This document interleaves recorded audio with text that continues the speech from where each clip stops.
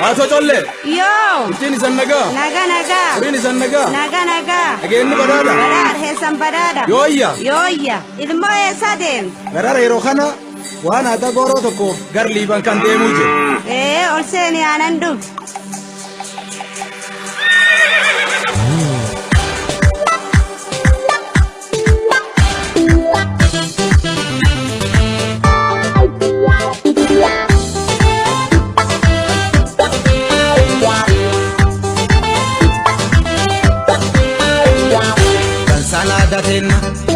Tansanada tenna melala rufa lichotenna Tansanada tenna melala sagasike tenna Kahaga tankamnu akamin kabiya kajella Kahaga tankamnu akamin kabiya kajella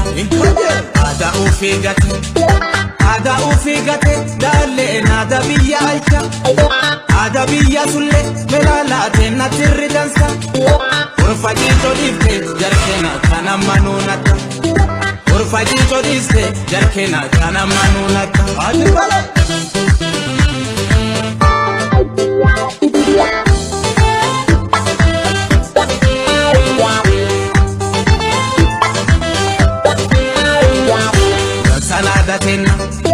Tansanada tenna melala rufa lichotenna Tansanada tenna melala sagasike tenna Kahaga tankamnu akamin kabiya kajella Kahaga tankamnu akamin kabiya kajella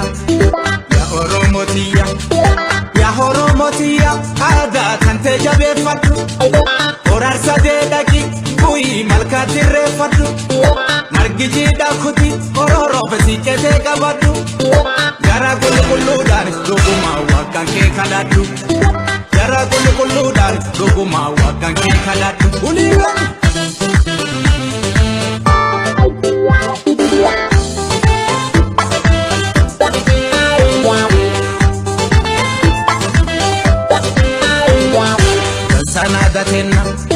Tansanada tenna melala rufa lichotenna Tansanada tenna melala sagasike tenna Kahaga tankamnu akamin kabiya kajella Kahaga tankamnu akamin kabiya kajella Labdalan kabatan adani daranin kabatan Ada abbakiya angafa manda wal kabajan Wagi kenne tokko yomiyu damani kakatan Ada abbakena yomiyu darani kakatan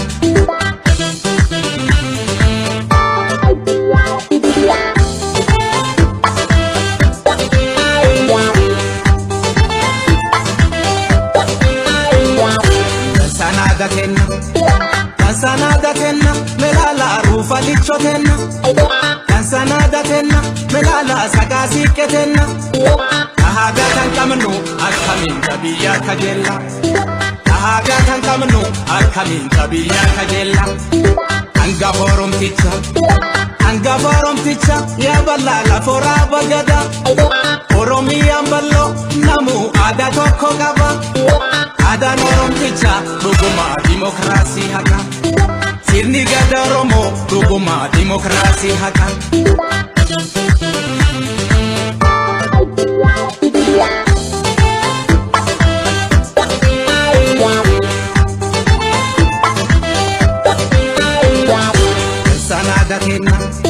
Tansanada tenna melala rufa lichotenna Tansanada tenna melala sagasike tenna Kahaga tankamnu akamin kabiya kajella Kahaga tankamnu akamin kabiya kajella Tansanada tenna melala abab gorfotenna Wawagi nundale duguma jera fokotenna Wagayo nundale duguma jera fokotenna Wagayo nundale duguma jera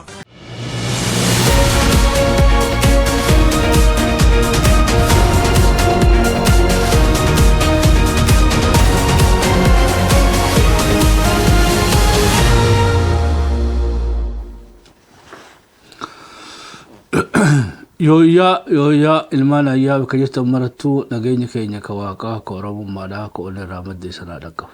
Warra sanii bareef akka bultan. نقانو بطني سني جنة ورسني إليه اللي أكملتن سلام الله عليكم ورحمة الله وبركاته نقيني واقعبك جرت مرت سنة نقبو يو يارد بيدان الشبار كفوني نورو قريبو جنة قا كيسوما كينيا أما قا نماتي شبو ميدياتي injira jamal gana mo kabadde di adde sadi jira ga ka daro tichatin simanna o wadan isa simadde naga gafaddetin isan nan jina nan jiga hagan dan dawti isan jettu dawu da fille yalin ingoda obbo jamal di hadda yettu da fis ganatti arta di haddo dero aye baye galato faddo bagana ganjirate barille barana ga to I think harro largu kenyega wagga haro kana keessa barana ga baran jifanno bar milki bara qabsoon oromo milkoofte oromo ni naga fiddan jiraatu wayni achinno hagahu ijollete na war biya keessatti qabsooftu war ummato fidi fi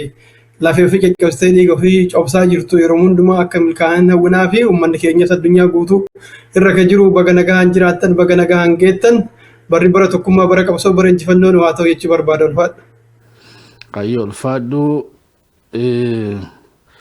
dubaga dhugaa barri barhaare'a baga waliinuu nugee asumaanuu I think ayyaanni kilillee kabajame na fakkaata sagantaa ka kirismasaa dabarsinee ka kileedhaa immoo yeroo asumaanuu luba saamu'eel maaloo nu dagattan jennaani gaabbileen keenya warra amantii ortodoksii hordoftan baga guyyaa dhaloota Yesuus Kiristoosiidha isan ga'e ayyaanni kunillee akka ayyaana gaarii saniitii abdii guddaa qabna baga waliinuu nugee jenna amata haaraallee waliinuu baga nugee Oromolleen beeka dhugaa amata haaree ni qabdi jechuudha akka gaa maaliifti dalagachuu diidaniin beeku malee kaalendarii Oromoodhaa bara 1414 taatu waan akkasiin na fakkaata meebii Jamaal naasirreessita gadaa Oromootti meeqa jirram? 6,420 na fakkaate barri kun moo 21. Ayyee amma booda promise naa godhi sagantaa keenya waggaa jalqabnu guyyaa Oromoodhaa himneeti ofna. Ji'a toma Awurooppaa tana goona guyyallee toma Awurooppaa tana gooneeti bara immoo keenya godhannee itti deemne jechuudha haga namni nu sirreessu dhufutti gaafa namni guyyaa maal jettan? Baay'ee bareeda bara baraani akkuma Habashaa kuma sadii akkan jenne irra deddeebinee baruma tokko akkan himne bara dhufu kuma 6,422 akkasiidha itti hubna jechaadha akkan dagannitan. Ayyee meegaa asumaanuu bara baga keenyaanillee rabbi nu afu jenna gaa bara 6,420 takka amma 22 illee waaqayyo nu afu amata arkanne ji'aa fi guyyaa akkanumatti illee amata haareenii I think waan akka April keessa na fakkaata amma meegaa waa'ee warri beetee beekumsa qabdan waa'ee lakkoofsa dhaa Oromoo kanarratti akka nu dirmattan kabajaadha isan gaafan haa taatu Oromoon hoggaa haaree kana abdiidhaan laalaa jechuudha uumarraadhaanu akkoonti yanii yaadadhaa barraaqa obboroo yeroo beetee ifni diimaan tokko gaara tokko jira mana isii hoggaa kana teessu gaara lama jidduu gaara gabaabaa tokko jira gaara gabaabaa kana gubbaadhi duba aduun baati akkoonti eega subii salaatte booda aduun tun hamma baatuu duba akka malee beetee akka namaa lotoriin baateefitti hawwii guddoodhaan guyyaa hunda simatti jechuudha aduun tun imalaan dhufti hoggaa xiqqishoo oowwite ammoo beetee itillee afattee ala teessee miila diriirfattee uffata miskiinaa ittiin aduu tanaa akkatti isiin simattu aduu tanaa akkatti beetee isiin irraa haasoftu ni ajaa'ibdaa jechuudha aduu oowwifatti ammas ji'ini hoggaa beetee ji'ini kun hoggaa goobanii guutaa xiqqaadhaan jalqabee guutee ammas xiqqeenya deebi'a hoggaa ji'ini dhalate yaaniin jechuudha bara kunuu fiifuu laanguje biraa keessa jiru jechuudha dhalateen ji'aan dhalate jaan aduudhaan ni baate jaan ji'aan dhalatee tana keessattis waan jettu qabdi akkoon ta'e beetee ji'a akkanaa jirra yoo ramadaana dhiyaane ramadaanaan nu'aa fi yoo ayyaana akkasii taate ayyaana kanaan nu'aa fi sogaa Oromoon guyyaa dhalatuu fi ji'a beetee guyyaa guyyaa barihuu fi ji'a dhalatuu fi hoggaa haareellee hawwii guddaadhaan fudhata. Kanaafuu waan beektee bara 2026 hamma dandeenyuun ni hawwina jechuudha. Maaliif waan hawwuudhaaf illee nama dhibaa waan beektee qaroo maali qormaata jajjabaa as deema. Xiyyeeffannaan keenya waa'ee geopolitiksiidhaati. I think Jeffrey Sachs fi tokko Johnny isa maqaa isaa Johnny moo maqaan isaa jalaa bade namni lamaan kun tokko economistiidha nama akka malee jabaadhaati tokko ammoo geopolitiksiitti namnummaa addunyaa tanarraa namnummaan beekame isaa jechuudha. Duba duratti Ameerikaan warri Westii kun wanni guddatanii as gahanii fi akkuma gadaan hayyuudhaan beektee amma profesorootaan hogganamu by the way hayyuu jechuun beekadhu the maximum bika beektee ilmi namaa beekumsaan gaheeni Oromoon hayyuu jettiini jechuudha. Waan taayitil akka laafatte amma beektee namni walii laatu kanaa miti. Hayyuu jechuun nama beektee research waan haaree discover godhee waan Oromoon ti dalagattu uumeedhaan Oromoon hayyuu jettiini jechuudha. Gama seeraatiin taatu, gara hawaasummaatiin taatu, gara beektee lolaatiin taatu, loowiin taatu. Duuba hayyuudhaani gadaan jaaramee fi ilaaraan fayyade jechuudha. Gaafa gawwaan talibuu jalqabeef amma wanni san beektee tarsaasaa deema. Ufiif of diigaa deemaa jechuudha. Duuba biitii Westii kunis kaleessa hayyuudhaan taligamaa tureef. Akka Jeffrey Sachs kanaan, akka namicha geopolitiksii kanaan, University Yale, Stanfordiidhaatiin, Cambridge'iin, Harvardiin, dhiira jajjabduu political science fi social scienceidhaa fi kana yaadacha keessaa burquudhaatu gaa imalee White House seenee poolisii tahee akkasitti addunyaa bulchanii jechuudha. Gaafa addunyaan gawwaan taliiduuf isaan hayyuudhaan taligatanii fi addunyaa tanarratti hegemonii mataa ofii uummachuu danda'an. Amma immoo akka Nabruut jaanii Nabruut kun beektee nama nugusa Baabiloon jaaree jechuudha. Akka akkoonti yenaa himtetti irriqicha gootaa jaaniin. Gaa saayinsiinuu oofeetu kuushii galchaa. Hoggaa istoorii irriqicha gootaa kana akkoonti yenaa himte namichi kun nabarochoo beekeetiin jira jechuudha. Irriqicha gootaa sin jetti nama beektee firinxilee. Nama quufuu keessa firinxilee naa ol namni nafne fi hin jiru. Ani waaqaan nama hunda ol yoggaa sin jee bookun irriqicha gootaa jaaniin. Nama ammoo dubbii isaa malee tanamaa didu akkuma nayyoo jaaniin jechuudha. Takkaas mootii qorkee jaanii. Duuba Nabruut kun hayyuudhaan taligameeti impaayera jaaree gaafa gawwaan isa gorsuu jalqabe ammoo ni qalaniini jechuudha. Akkamitti qalan diinni alarraa dhufee hin qallee beekan. Tun gaadhiifama wajjin Tirampii fi deemaata irratti yaadanaa kan ta'a jechuudha. Abbaa gadaa keessanii jechuudha. Duuba Nabruut kun ni dhukkubsate. Bimbeen funyaanii seenteeti. Bimbeetu mataa keessatti beektee wal hortee hirriba dhokkiteen. Gaa duratti hayyootaan gorfamaa siin jedhe. Amma gaa rakkoo isaa tana hiikkachuudhaaf gawwaa bira dhaqe. Abboo mataa kun na dhukkubaa eega bimbeen takka funyaan na seente mataan na dhukkubaa maaltu dawaa jennaani bikka isii jettee si dhukkubsani hobeedhaan haadha wanjeen akka barartee bikka biraa haadha hitu. Hoggaa bikka haan dhuftee jennaa achi si haadha wanjeen. Amma gaa seenaa dhugaati beekadha. Duuba odoo haasoo godhuuti beektee waraanni hundinuu hobee qabatee dhaabbataa jechuudha. Hoggaa jaarsi beektee fuula guure mataa keessa dhawani. Xiqqooni wayyaawaa jechuudha. Sanis furmaata ta'uu dadhabdeeti. Aboo hobeen namaa mataa beektee dhalleessitee maaltu mala jennaan maal godhuu mataan bimbee seene kana rakkattaa miti. Mataa kana sirraa muranii haa darbanii haa dahabaa sitti haasuuqanii jechuudha gawwaan. Akkasii waraana yaamee Nabruut ciibsanii qalanii mataa dahabaatis bira kaanii kan feete jennaan kun kanaan na fakkaata kana naa godha jeeni. akkasi qalanii beetee gaanamni qalame silaa weedii bi'a jechuudha. Duba adeeroo Jabal Ganamoodhaa gaafin tiyya.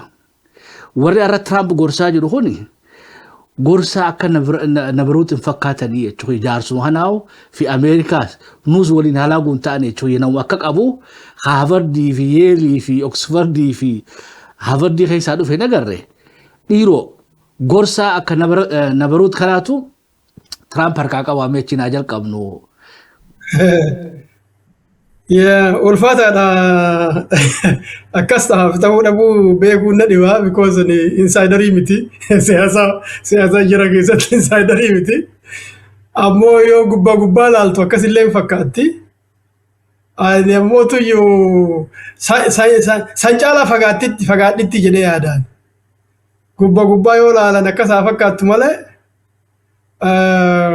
dubbii yoo achi fageessanii lallaalan haalli addunyaa ka amma agartee waggaa 50 kun egaa United Nation uumameen booda guddataa dhufe kuni to some extent nu hojjetaan jiru ofii keenyaa of jalatti humnoonni biroo akka dagaagan waa'ee dimokiraasii odeessinee waa'ee mirga namoomaa odeessinee waa'ee misoomaa odeessinee waa'ee nagaa fi peace and security irraa odeessaa baane otoo nuti quban qabne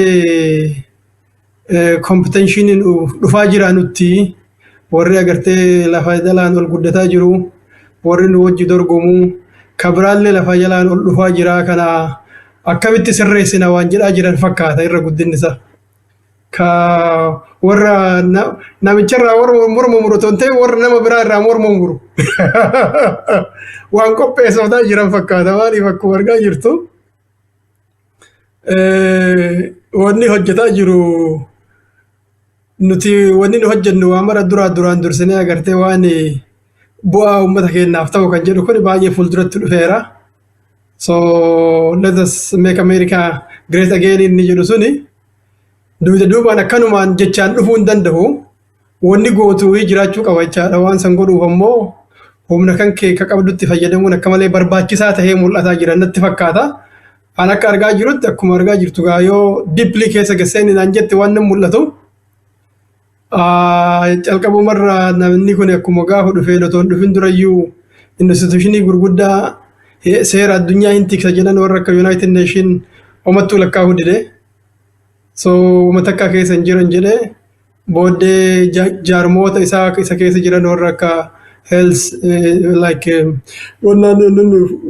waldaa fayyaa addunyaa kan jedhu financing goonuu UNESCO ka ijoollee daa'imaa iyyuu jechaadha wanta akka financing waa ijoollee daa'ima laalu USAID gargaarsa addunyaa irratti olii gad deemnee goonu kana nama gargaaruun nurra hin jiru waan like peacekeeping force jedhan olii gad oofan kana marayyuu godhuun nurra hin jiru kana financing goonu Awurooppaa yoo barbaadde fiitii finaansaa gootu taas dhuftu nu haga amma mallayni keenya bilaashatti nyaatamaa jira.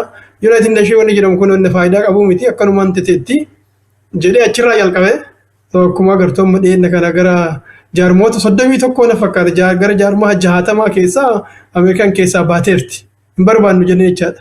San keessaa walakkaa caalaan qaama United Nation kana jechaan maalinni the world order is non existent anymore. Hin jiru jechaadha bakka namni isa jalatti hin bullu waan akka faayidaa hin qabu kan jedhu masajii dabarsaa jiranii. Akkana fakkaatatti dubbiin kun immoo kan irraa maddite I think maybe in the last 20 years erga agartee isin communismii kufeen kanaan booda competitionii daangaa malee guddataa dhufeera. Biyyoonni xixiqqoon duraan isaan hin eegin Laatiin Ameerikaa kana keessaa warri gaa'isa qabu guddataa dhufeera warra akka Biraazil fa'aa isa madditti immoo tuyyuu dhiyeenya kana I think waggaa 6 kana keessatti BRICS kan jedhamu doolaara wannaa isaa gatii isaa fudhatama qabeenya isaa addunyaa irratti kuufifne kan jedhuun biyyoonni gargarii walii galanii tattaaffii godhuu jalqabaniiru. So tattaaffiin uumamaa jiru kunniin biyyoota biraa warra akka isaanii wajjin dorgommii naannoo biraatitti babal'ifataa deeman warra akka Chaayinaa fa'aa Afrikaa keessatti hidda godhataa deemuun Raashiyaan illee baay'ee agas maraa miti eega Sooviyeet Yuuniyen kufteen booda ammoo naannoo ofiitti biyyoota garii warra akka Yukireeniif kan biroo humnumaan saamachuun kunneen adeemsi kun warra akka Iraan fa'aallee jajjabaachaa dhufuun Middle East kanallee diiguun nurra jira akka nu barbaadnutti akka deemu Laatiin Ameerikaa kanas diiguun nurra jira warra kanneen yoo diigne warra akka Afrikaadhaa ofirraa ari'aa warra biraa akka isin bira dhufe yoo jenneen iyyuu sodaafuu ofirraa ariiti kan jedhu kana waan qabatanii deeman na fakkaata.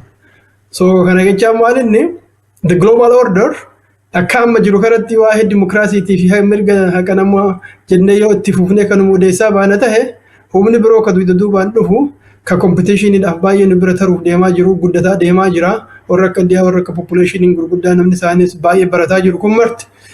So nu rakkisaa kan jedhu kun sodaan guddaan waan uume na fakkaata. Kanaaf I think yoo na fakkaatu namni akka laayyootti ilaaluu danda'a taha America is trying to create a new world order.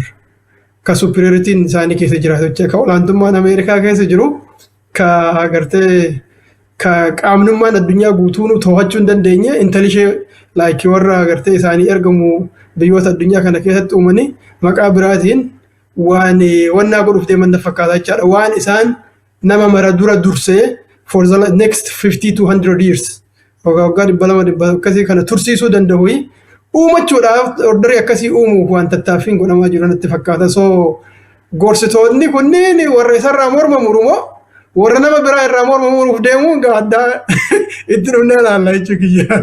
Yaa akka beetee dubbii san fakkaatti jechuudha dubbii morma muraati kan ofiiti moo kan namaan muranii waan of dandeesse tan akkanatti hafe tan biraa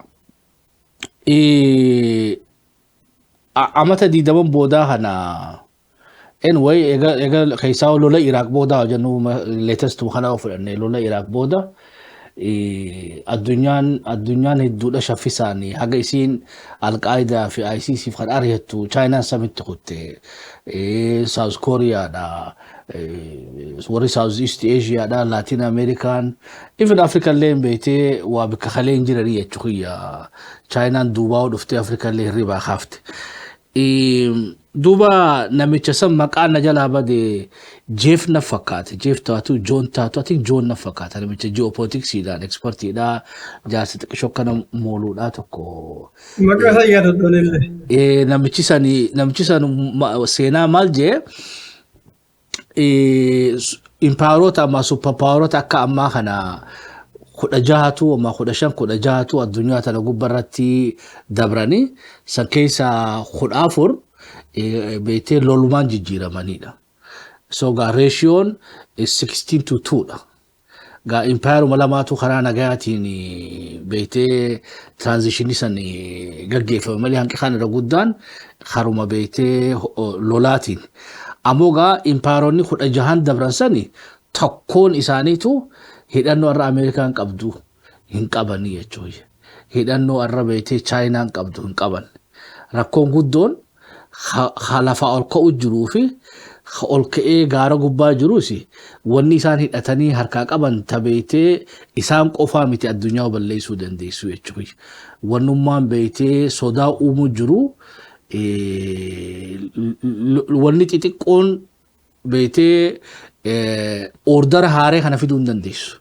New orderiin kun jarri kaanis survive ta'uudhaaf kunis survive ta'uudhaaf Amerikaan survivalumaaf qabsaa'aa jirti na fakkaatti akka waan beetee bololtee amma firxirtee odoon taane it's just to survive gara san deemaa jirti. Example ma tokkoon si kana mee akkatti analyze na gootu barbaade. The emerging power in taduraati addunyaan beetee monopolarity irraa gara amma multipolarity almost dabarree jira.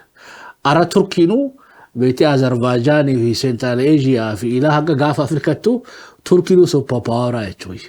Yoo addunyaaf ta'uu baatte beetee bikka ofii influence gootu qabdi. United Arab Emirates arra fagaatte Suudaan keessatti taphataa jirti. Biyya teenya keessatti taphataa jirti. Somaaliyaa keessatti taphataa jirti. Kun gaafa dursan keessa hin jiru beekadhu. Addunyaan tun guutuun USA'dhaan influence taati.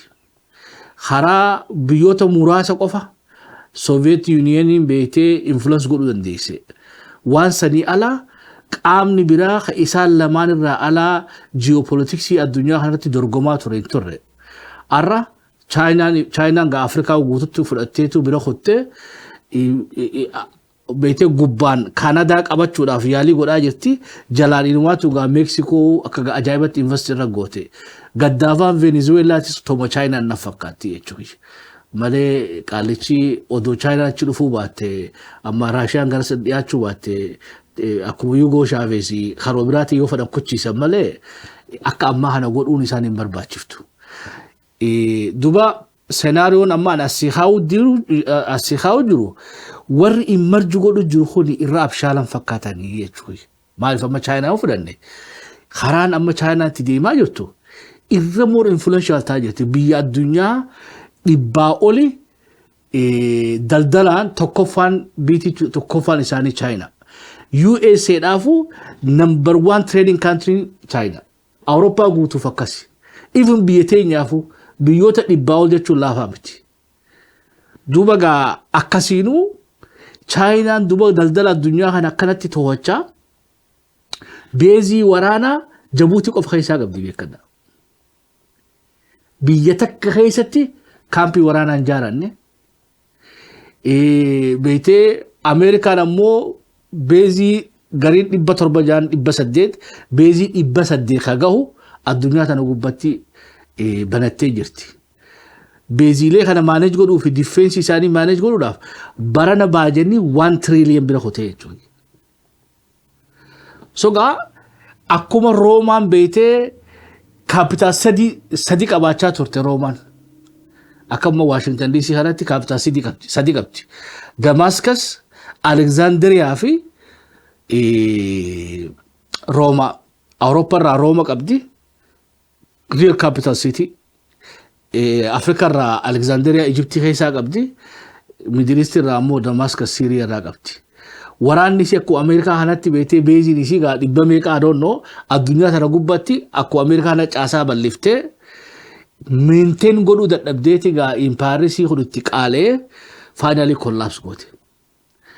So yeroo ammaa tana keessatti Ameerikaan duba waa lama gaggeessuu ni dandeessi. Tokko isolate of goote addunyaarraa waan ofirratti xiyyeeffattee akka gaafa lola addunyaa tokkoffaa duratti waa hunda keessa seeruu diddee ofii of jiraachuu suni tarsiimoo takkaa jechuudha. Akkanaas ni feeti. Beete akki tokko ammaas addunyaas doomina godhuu ni feeti jechuudha. Duba isaan kun akkuma jara hogganoota keenya arrablameen taane jechuudha obbo Jamaalee. Fadhummaan beetee hogganoota Ameerikaadhaatu xiqqisho konfiis nama godhaa hin jiru jechuudha. Because yoo beetee addunyaa tana maintain godhuu hin dandeenyu akka ammaa isiin jirtu kanatti. Hedduudha beetee UN keessaas ni baanaa kaan keessaas ni baanaa egaa taate. Beezii waraanaa isii addunyaa hundarraa walitti qabattee galchitee ofirratti xiyyeeffattee Ameerikaa Great yoo godha jettee beekan waa yakkanatti fakkaatu jechuudha. Gaa warra citizen isiitis mirga isaanii eeyidee jechuudha. Mirga isaanii eeyidee hulaa cufattee biyya guddoo takka guddachuu uma dandeessi. Ammoo har takkaan institution addunyaa hunda keessaa bahaa sabotaaj godhaa. Kara kaaniin ammoo beetee Taayiwaan anaas jira beetee Alshabaabii Somaalee keessa jira dhawaa adoonnoo gaanu kan ammaan dura beetee Alshabaabii nu laallee waan nu godhaa jiru rabbi haa beeku jechuudha. Lafa jala meebii nu dha'uu jira shakkii takka malee yoo kallattiin illee ta'uu baatte kallattiidhaan faffaca'uu teenya tana keessa illee harki isaanii jiraachuun ni mala. Bikka hedduu keessa harki isaanii jira. Sogaa tokko gaafessi gaafadhu is sustainable. Ameerikaan beetee diinagdee isii ammaa kanaan 28 trillion ta'ee jira liqiin isii. Oktoobarii asirraa tiriliyoona 3 liqii irratti dabalee jira. Gaafa Tiraamp beektu gaa meebii 30 biraa hotuu caalaa jechuudha. Kan lolli hin jirre beekadha.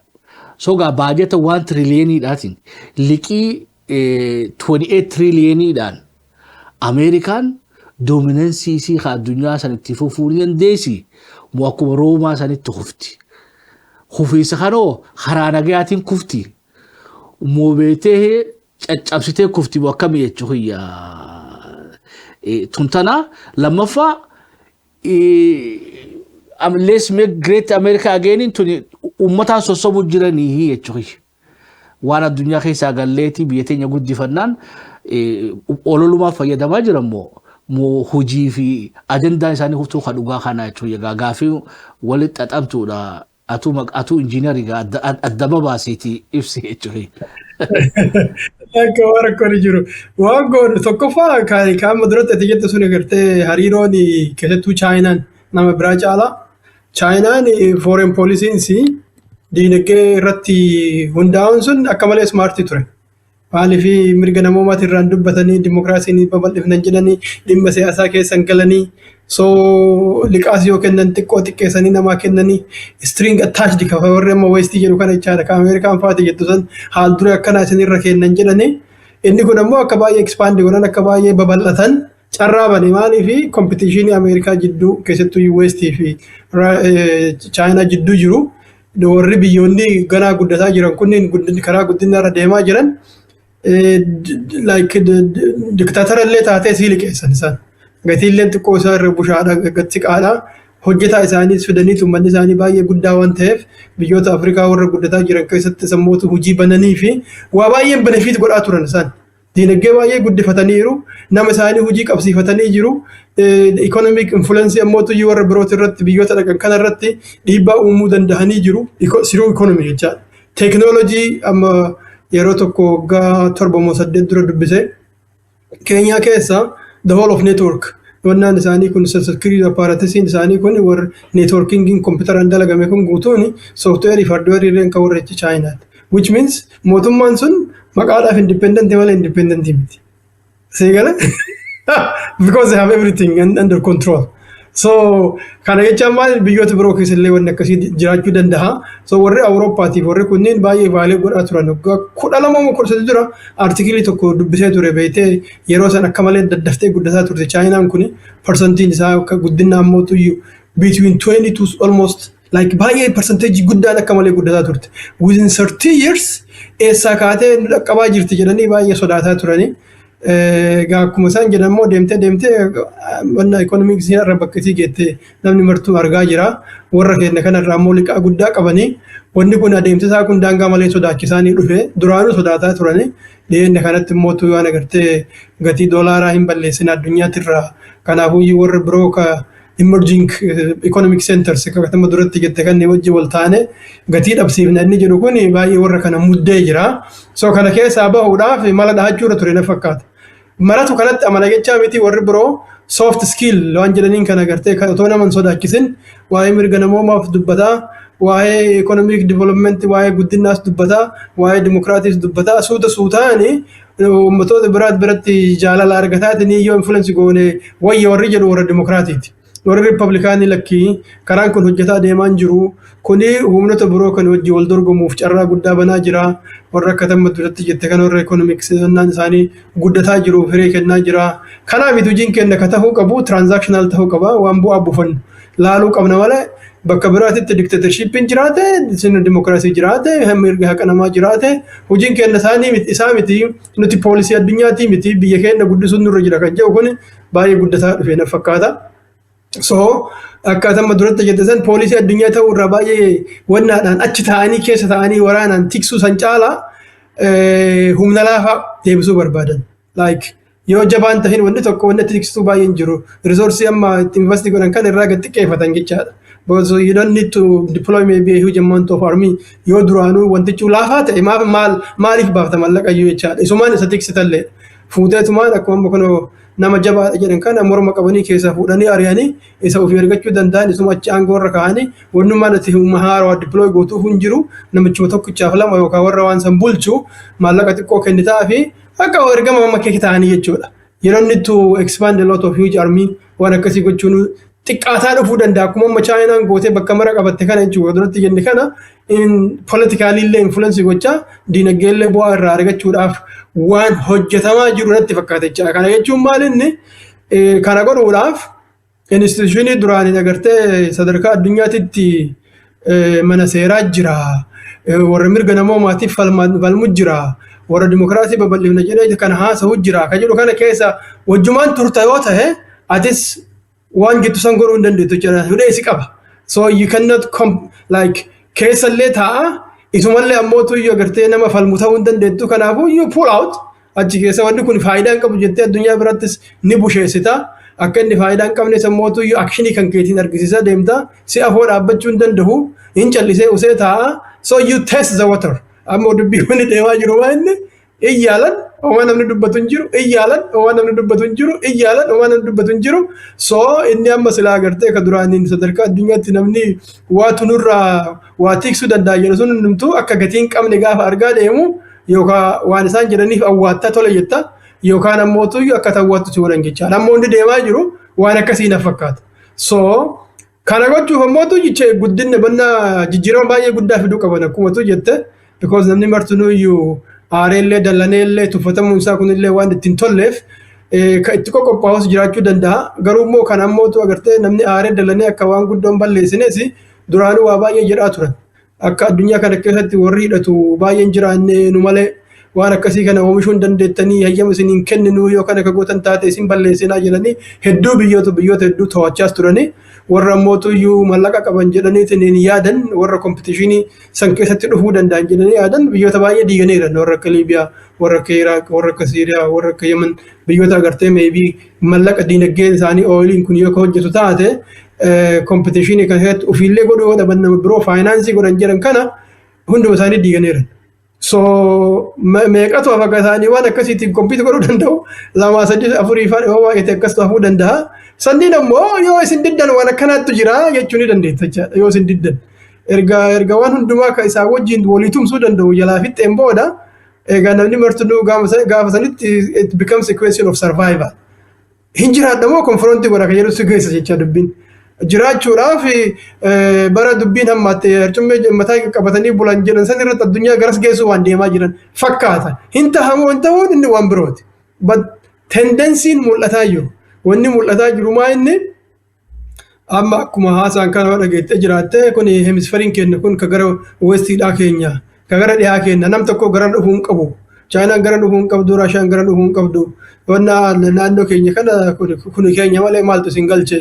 Western Hemisphere jecha amma inni Latin America dhaaf North America kunniin arganan jiru Westiin illee guutuun dabalatee keenya maaliif as ceetanii markabni keessa iyyuu dhufuu hin qabu diinagdee argachuu bitee markabnummaan keessa nu gara dhufuu hin qabu jedhaniiti like protectorate laal yoo duraan maal jedhaa turan diinagdeen addunyaa kana protectioniin jiraachuun qabu let the mere market control everything namni martuu bakka fedhetti meeshaa isaa haa naqu bakka fedhe haa bituu haa gurguru jechaa turan amma the worst protectorate endu tahajira warra akkas dhaadhesaa turetu no this is our area gara dhufuu hin qabdanii maaliifi this liberalism ideology kan agartee free market jedhamu sun hojjechuu dide globalization wanni jedhan hojjechuu dide kisaaraa qofa fide laaqama wanna fide like ufiyyuu competition isaanii kun akka malee hammaate so globalization akka kufe arganiiru biyyi isaanii immoo gara guddinaa hin deemtu competition daangaa malee uumamaa jira emerging nations warri agartee duubaan dhufu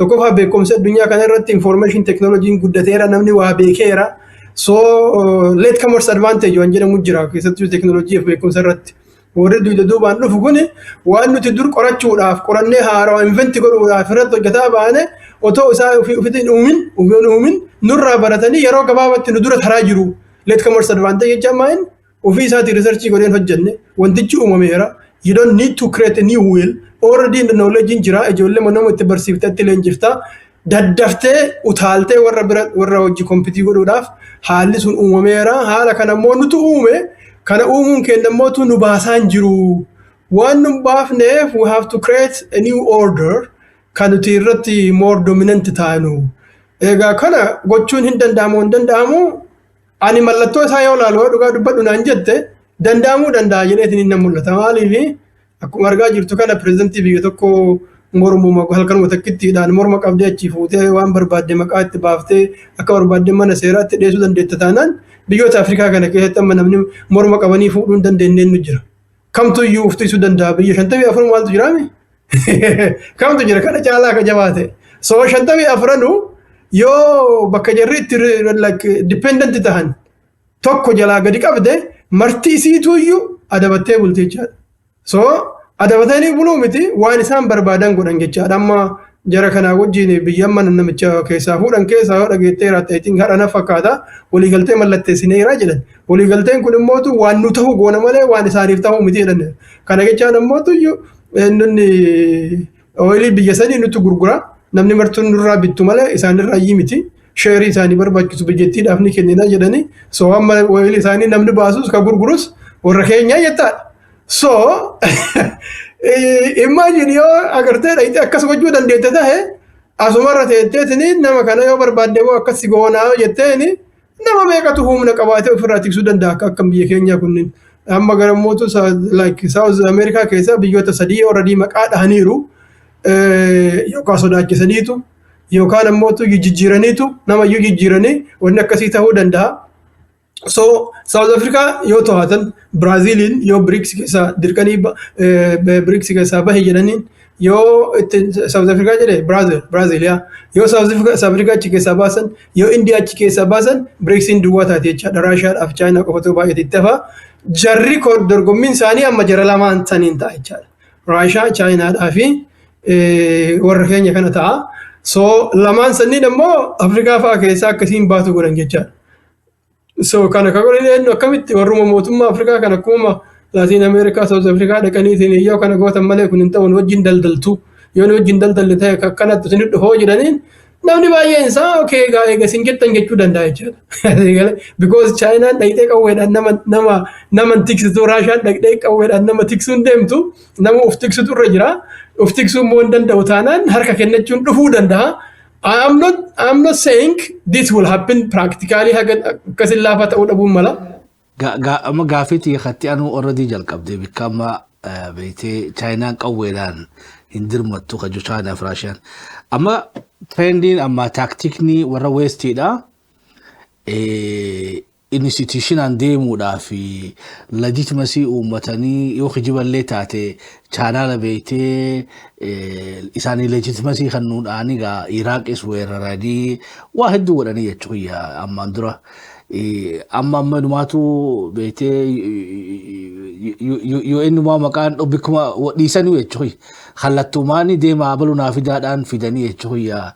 Akka Nabillaa Suleymaan beeytee Bilqisaa Afrika irraa eenyuun naa fida jennaan Ifraat jinnichi beeytee oduu ati bikka tanarraan kaaneen rarraasii sii fidaa jeeni beeytee. Amma xiqqoo booda namaa mijinni ergachuun isaanii malaa jechuudha kan haf godheetuma Washington DC nama geessu. Yeroo gaa taaktika akkana Ameerikaan jalqabde kana keessatti warri amma emerging poweriidha. China got emerging power birallee hotte jechuudha almost second power to the USA dha. Isaanis taaktika isaanii kana review godhuudhaaf rakkatanii jechuudha. Eega beeytee maallaqni qofti naman baasuun amma gaa is clear. Amma fakkiidhaaf Suudaan toora biliyoona 18 gaaza qofa irratti invest goote Suudaan irratti. Eegasiin invest goote Suudaan bikka lama cabsan. Gahuu dhabeefiti Suudaan bikka lama cabsanii akkasiinuu biiti lamaan Saawuzii fi Noorzii walii galanii hayyee an khiraanaa kafalii gaazni keetiidha jaanii gaaza abii kajuu gaaza kana Saawuz Suudaaniif dhiisanii guddaa isaa Suudaan keessa deemeeti gaa poort Suudaaniin Chaayinaan fudhachuu turte jechuudha. Kanaas faalleessuudhaaf irra Saawuz Suudaanis jeequmsa ajaa'ibaa keessa jirti. Suudaanis jeequmsa ajaa'ibaa keessa jirti. Investmentiin Chaayinaadhaa biyyee nyaatee jira jechuudha kan Suudaan. Venezuelaa toora biliyoona 100 akka ol investoodha ammas. Almost kunis amma akka agarrutti kunis zeeroo seenee jira jechuudha. Maaliif gaa karaan Chaayinaan itti dhuftee beetee Gaaza Venezuelaa san haareetti US warraa bitatte malee investmentii dhiisisan beetee waan kunis kutee fakkaata. So gaa tunuu amma lama bikki biraas akkanumatti dhadhaquun isaanii ni malaa jechuudha. Duuba Chaayinaan ifiifuu gaa yoo bikkuu amma jirtu kanattis hafuudhaafis jarri asitti isiin dhiisu jechuudha. Akka beetee Siiriyaa fi Iraaq isii godhutti Chaayinaas beetee odoo amalaa toltee bikkuma bikka tanaan eega Waaqayyo nagahe isan tokkoffaa taate an lammaffaateen itti fufalleen opsheenatti hin fakkaatu. Jarri beetee bikka kalee isii sanitti isii deebisuun isaanii deebisu. Maaliif ta duraati yoo addunyaa keessa akkanatti isii tana fuudhanii qeetti isii deebisan hanqaaftee haafiifuu because ara Venezuela irraa biliyoon 100 achi dhabuun economy isaanii irraa waan hir'isuu qaba Suudaan keessatti Afrikaa tana keessa waa tokkotti amma even dubbiin Nigeria illee tanumaan walitti hidhaadha beekan. Influence China to Nigeria keessa guddate Nigeria akkuma Libyatti beekte multipolarity currency dha uumuu fedhan. Already system build gootee jirti karaa beekte bank systemii kan US irraa ala kallattiidhaan Nigeria dha'uu dadhabnaani isan keessa Al-Shabaab jiraadi kan mootummaan hin jiru jettu jechuudha. Kani Namo hinjiru singe wata kelle miti ti yena gedo to lakki naga ya miti kristani dumu jira ette bete bombi da do te dubbi damsa ya chui dubbi bete ma currency woni global African currency uma sanira da baddo da Gaddafi le woni khochi sanif tanu so dubaga China hanqa hafef san gapi san cufte ta kofata wala tofta isi jijirachun qabdu Gabiyoota arra isii waliin daldalattu kana ka isiidhaa hulaa banee beetee irra guddachuu jiru kana yoo sakkii godhuu hin dandeenye taate. Akkuma Maadiroo kanatti beetee sihiriidhaanis galgala beetee fuudhanii kakutan taate maajikiidhaan. Maajik hubachuu dandeessa. Pirezidaantii tokko jaartii wajjin itilirraa fuudhanii deemuun tuni gaafa Nabillaa Suleemaan qofa taatee jechuudha. Bilqisaan beetee kursii isiirra odoo teessuuti jinnichi fuudhee kursuma isii wajjin beetee Nabillaa Suleemaan dura kaa'ee jechuudha. So gaa Trump yoo jinni ergatee Maduro achi fidee sin beeynu so something unusual jechuudha. Gabaabdutti wanni tuni sodaamtu fiddi Laatiin Ameerikatti confidence China waliin dalaguudha Afrikaa keessatti illee collapse goosifti. Dubagaa Chinaan khanagaaniin jiraa gasiifachuudhaaf maybe wanni madhiyoo tana South Africa irratti beetee shaakalliin bahara gubbatti bidiruudhaan godhantun illee is a part of being assertive. Can they be even more aggressive in the future? Ya, ani akka kana fakkaatti wanti agartee sadarkaa addunyaatti dhiibbaan keenya walaantummaan keenya itti fufuu qabaa waan gammaa goone dogoggoraa instituushinii addunyaadhaa ka agartee gufuu nutti ta'e solutionii addunyaa otoo ta'e nutti gufuu ka ta'e uf jalaa kaasuu qabnaan sun I think clear waan itti yaadanii godhaa jiran fakkaata warri keenya kun jechaadha. Kanaaf agartee instituushinii addunyaa ka isaan sakaaluu danda'u. Mana seeraa tahii International Criminal Court, United Nations Court of Justice, United Nations matamasaa walumaa galattu kuni gufuudha malee furmaataa miti waan jedhurraa akka gaan akkasitti akka conclusion akkasirra waan gaan fakkaata. Kanaaf waan sannin yookaan gatii dhabsiisu akkuma inni jirratti lakkaa'u already ta'aa jira. Lammaffaa mootu akkuma inni diigamuu iyyuu financially on survive gochuun dandeenye ta'e gareen isaa humaan diigamaa deema. So duraanuu nuti finance godhuu dandeette warri barbaadu finance haa gootu jedhanii jiru. So already sun almost waan dhumaa jiru fakkaata jechaadha. Ka itti aanu katakkan jalaa diiguu kan jechaadha warra hariiroo waliin qaban already kan ganda keenya hemisfeerii keenya already secure godhaa jiran akkuma argaa jirtu kana. So warri gaazaa nu qofa ta'uuf deemaa jira. Warri biroo afaaniin dubbachuu danda'a garuu akshinii fudhachuu akka hin dandeenye mallattoon tuni mul'atteerti. Yoo agartee jiraatte ta'e akkuma namicha morma qabanii baasaniin UN Security Council ol ga'ee godhatee ture achi keessatti namnummaan qajeelatti qofa'ee agartee waan kana dhufa akshinii akkana qaba heera addunyaa akkana balleessanii jedhee baay'ee dubbachuu danda'een jiru warrummaa nama gurguddaa jennu sadeen lamaan sunneen Raashaadhaaf Chaayinaan nu ifan. So deemee wanti deemu mootu iyyuu jara jalaa firoota isaan itti ta'uu danda'an jedhanii warra yaadan akka jalaa galan gochuudha dubbiin guddaan. So akkuma gara agartee hemisfeerii kana dhufuu hin dandeettan jedhan san South illee keenya jechuu fiduu danda'u. San qofa miti Far Eastiin illee keenya Jaapaan illee fira keenya warri biroo illee jedhanii warra biraa mootu iyyuu warra Chaayinaa keessattuu iyyuu duraanuu isiin territorii kiyya jettu kanas rakkoo biraa kaasisuu danda'an. China mataa isii keessa internal problem itti uumuu danda'ani. So duraanuu iyyuu somehow instability naannoo jiru kan ni mara akka isii keessatti inni wal nyaatu jechuudha. This one gandi keenya kun is more isolated. internaalii rakkoo guddaan qabu domestikii jechaadha. Domestikaalii kunoo haala amma jalqabe kunoo gara inni deemuun beeknu malee rabbi waan gaarii haa fidu. Garuu keessoo isaatitti akka wanna instabilitiin hin jiru. So ka isaanii san immoo instability itti uumuu danda'anii kuuwwan ammoo biyyoonni isaan irratti dependent ta'an isaanirraayyuu fagoodha. Abbama fedheefuu ergamuu danda'u. So warra kaawwan gaa sodaachisuu hundaas humnaanis kunis heemisferii kenna jechuu danda'u jechaadha. So yoo haalli akkasii kun baay'ee itti jabaatee gaafiin guddoon itti kaasaa jirtu yoo haalli kun itti jabaate bakka maraa galii yoo jedhanii ni agartee jiraachuun itti ulfaate ta'e nageen karaa mana gahaa qofaanii dhugamaan mataa qaqqabatanii galanii wanti kun furmaata argachuu danda'a sadarkaa addunyaatti kan jedhu sun it will be a very big question maaliif warri kunniin ibidda harkaa qaba. Ibidda kana yoo walitti fudhachuu danda'u taate sadarkaa addunyaatti wanni dhufuu danda'u baay'ee hamaa badaa ta'uu danda'a. Namuyyuu kaalkuleet godha jedheetiin hin yaadaan. Jarris kaalkuleet ni godhu warri kunis risk assessmentiin hin jiraata jedhee yaada. Okay kun dhalachuu danda'a. Seenaariyoon akkasii yoo uumamu taate akkamitti rispoond goona kan jedhu kun warra garasii irraallee warra fagoo jiru irraallee ta'a warra keenya irraallee ta'a.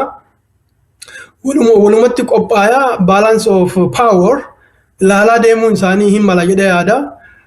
Lola addunyaa sadaffaa fiduu danda'a fiduu hin danda'u. I cannot really predict that because it all depends on the capability. Namuyyuu yoo of abdate lolatti seenaa mire capability isaanii sallaalanii mala dhahatanii akkamitti more influence goona kan jedhu kun qoxxeen ammaa jalqabdi jedhee yaadaan akkuma dubbiin tuni expand godhaa deemtu yoo isaanii danda'ama taate Raashaadhaa fi Chaayinaan more assertive ta'uu kun sirrii miti jechuu eegaluun isaanii mala jedhee yaada. Akkuma warri kunniin daangaa biyya biraa warri keenya kun daangaa biraa dhaqee dhiibbaa guddaa godhutti no kun sirrii miti jedhanii irra deddeebianii haasa'uun ni mala. Garuu isaanis immoo tuyyise amma Raashaa fudhattee isiinuyyuu naannoo biraa akkasuma humnaan qabachaa jirti. Kuni nuuf tola jedhaniillee yaaduu danda'an baay'isee. Ka amma godhamaa jiru kuni nuufillee nu tola. Nutillee ammoo tuyya territorii keenya expand godhannee akkuma dur Soviet Union duraaniyyuu humnaan qabannee deebisuu dandeenya jedhanii yaaduullee danda'a. There is a possibility of thinking like that because amma seerriin jiru jechaadha. Seerri bakka seerriin jirratti abbaa humnaatti waan barbaade godhachuu danda'a. Abbaa humnaa san keessatti immoo callifnee ciifnee hin laallu. Warri kun dhufanii asitti silattuu nooraanuu hin danda'anii mee haa yaallu gara Czech Republic achi gara Poland gara maal kan achi haa yaanu jechuu danda'u. Gaafa kana mootu neetoodha kan eeyyamuu danda'u. Neetoo mootu warri keenya kunneen influence keessa qaba. Hagam ammoo achi keessatti walii galanii waa godhaniinu mataan isaa gaafiidha. Neetoo iyyuu dhimma irraa akka hin qabne mul'ataara. So kophaa duulanii waa nama godhumoo humna biraatti wajja kaanii warri kaan wajjii dhaabbatee walitti duulanii it's a question of time yoo dhugaa dubbadhu naan jette. So taphni taphatamaara. Tapha san argaa jirra akka taphatamaa jiru yaaliin adda addaa godhamaara. Yoo natti fakkaatu haala amma jiru kana keessatti warra walitti bu'ee namatti bu'ee lafa namaa humnumaan fudhatu kana beekumaan itti ilaalaa jiran because san gochuu barbaadan. Ofiiyyuu san gochuu barbaadan waan ta'eef yoo hawaasni tokko buqqa'u yoo hawaasni tokko ajjeefamu yoo hawaasni tokko namni humnaan dhaqee qabatu because like nutis kana gochuu deemna isa jedhan san afaaniin ifa baasanii sitti nimin malee wanni tolerate godhamuu fi duuba waatu jira jechaadha. Waan kana obsanii wanni ilaalaniif. So haala akkasiisan keessatti warri akka keenya kan mootummaa mataa ofii hin qabne kan ofii hin bulchine. Okay. Amma taphatee jara lamaan shaampiyoonshiippiidhaan taphataa jiru. Akka ajaa'ibatti adrees gootee galatoomi. Amma ammoo warra beektee medium power jennuun kanarraa xiqqishoo haasoo barbaade. At least wanni takka beektee ta'ifa taatee jirtu USA'n cubbuu USA'dha is well structured jechuudha systematicidha. Abba fakkiidhaaf Venezuela sanis maajikiidhaan fuudhanii bar. Kunuu beekadu kunuu fiifuu capacity isaanii garsiisa jechuudha. Magaalaan san ammallee ni jirti Venezuela ni jirti ammoo nama isaan jiraachuun barbaanne san fudhatanii deemanii jiran. Warra mediumiin kun ammoo they do very messy job jechuudha. Dantaa isaanii guuttachuudhaaf jijjiirama fiduudhaaf akka amma Ameerikaan godhu jirtuu fi warri Awurooppaa godhanii fi traditionally warri Westii godhu. Even for that matter beektee even Soviet Union illeen very orderly fashion itti waan taphatti malee silaa beektee responsibly taphachuu baatanii amata 50 koolduurii keessan ta'anidha. Jari lamaan kun muuxannoo ni qabani baalaansii eeggachaa tapha fiitis taphachuu danda'an. Odoo walii sin galaafanne addunyaa sin galaafanne. Ammoo warri medium power jennuun kun ammoo they are very messy jechuudha. Sila addunyaa multipolaritiin beautiful. Odoo waliin jiraachuu danda'ani. Beetee nuuf biyya beetee I don't know emerging illee godhaan jirru nuti. Biyya beetee biyya developing developing godhaan jirru. Ati bee developing irra bareedduu na fakkaatti. Biyya beetee at least hawwii keessa jiru guddachuudhaaf yaalii godhaa jiraniif addunyaa multipolarity qabaachuun amma multipolaritiin kuni alternative siyaasaadhaa alternative beeytee diinagdeedhaatiif kan namaa kan naif kan teknooloojiitiif beekumsallee. Duuba gaa amma fakkiisi kana Maammadoo lamaan nu rakkee jechuudha. Amma mee Turkiillee dhiramoo responsibility jechuudha. Turkiin warra beeytee emerge godhe keessaa Turkiin capacity isaaniillee bareedaadha jaboodha. Even Iran for that matter beeytee akka sidam structurally fi systematically game akka taphatan arkeetiin jira. Ka Turkii irra bareeda, Iran illee irra wayya. Ammoo warri beeytee akka ta'uun laalee jira jechuudha. They are very ambitious. Maqaan isaanii lamaanuu Muhammadii jechuudha. Tokko Muhammad bin Salman jaanini, tokko Muhammad bin Zayed jaanini jechuudha. Muhammadoo Dubaayii fi amma beetee guddaan Dubaay beetee namni keenya Muhammadoon Dubaayii fi Muhammadoon beetee Suudiidha. Look what they did to Yemen. Odoo Yemen Ameerikaa fi Raashaan duratti sirra wal qabanii jiranidha. Gama comparison ani beetee civil barbaade. Gaafa Raashiyaa fi Ameerikaan Yemen irratti wal qaban orderly adda kutatanii jechuudha. Akkuma Jarman adda kutatanitti. Akkuma Kooriyaa adda kutatanitti. Adda kutatanii tasaawuziidhaa Raashiyaan influence taate tanorziidhaatis beetee more or less warra westii wajjin turte. Muhammadoon lamaan ammoo beetee gaa Yemen amata tokko waan hin taane keessatti diiganii fixanii jechuudha.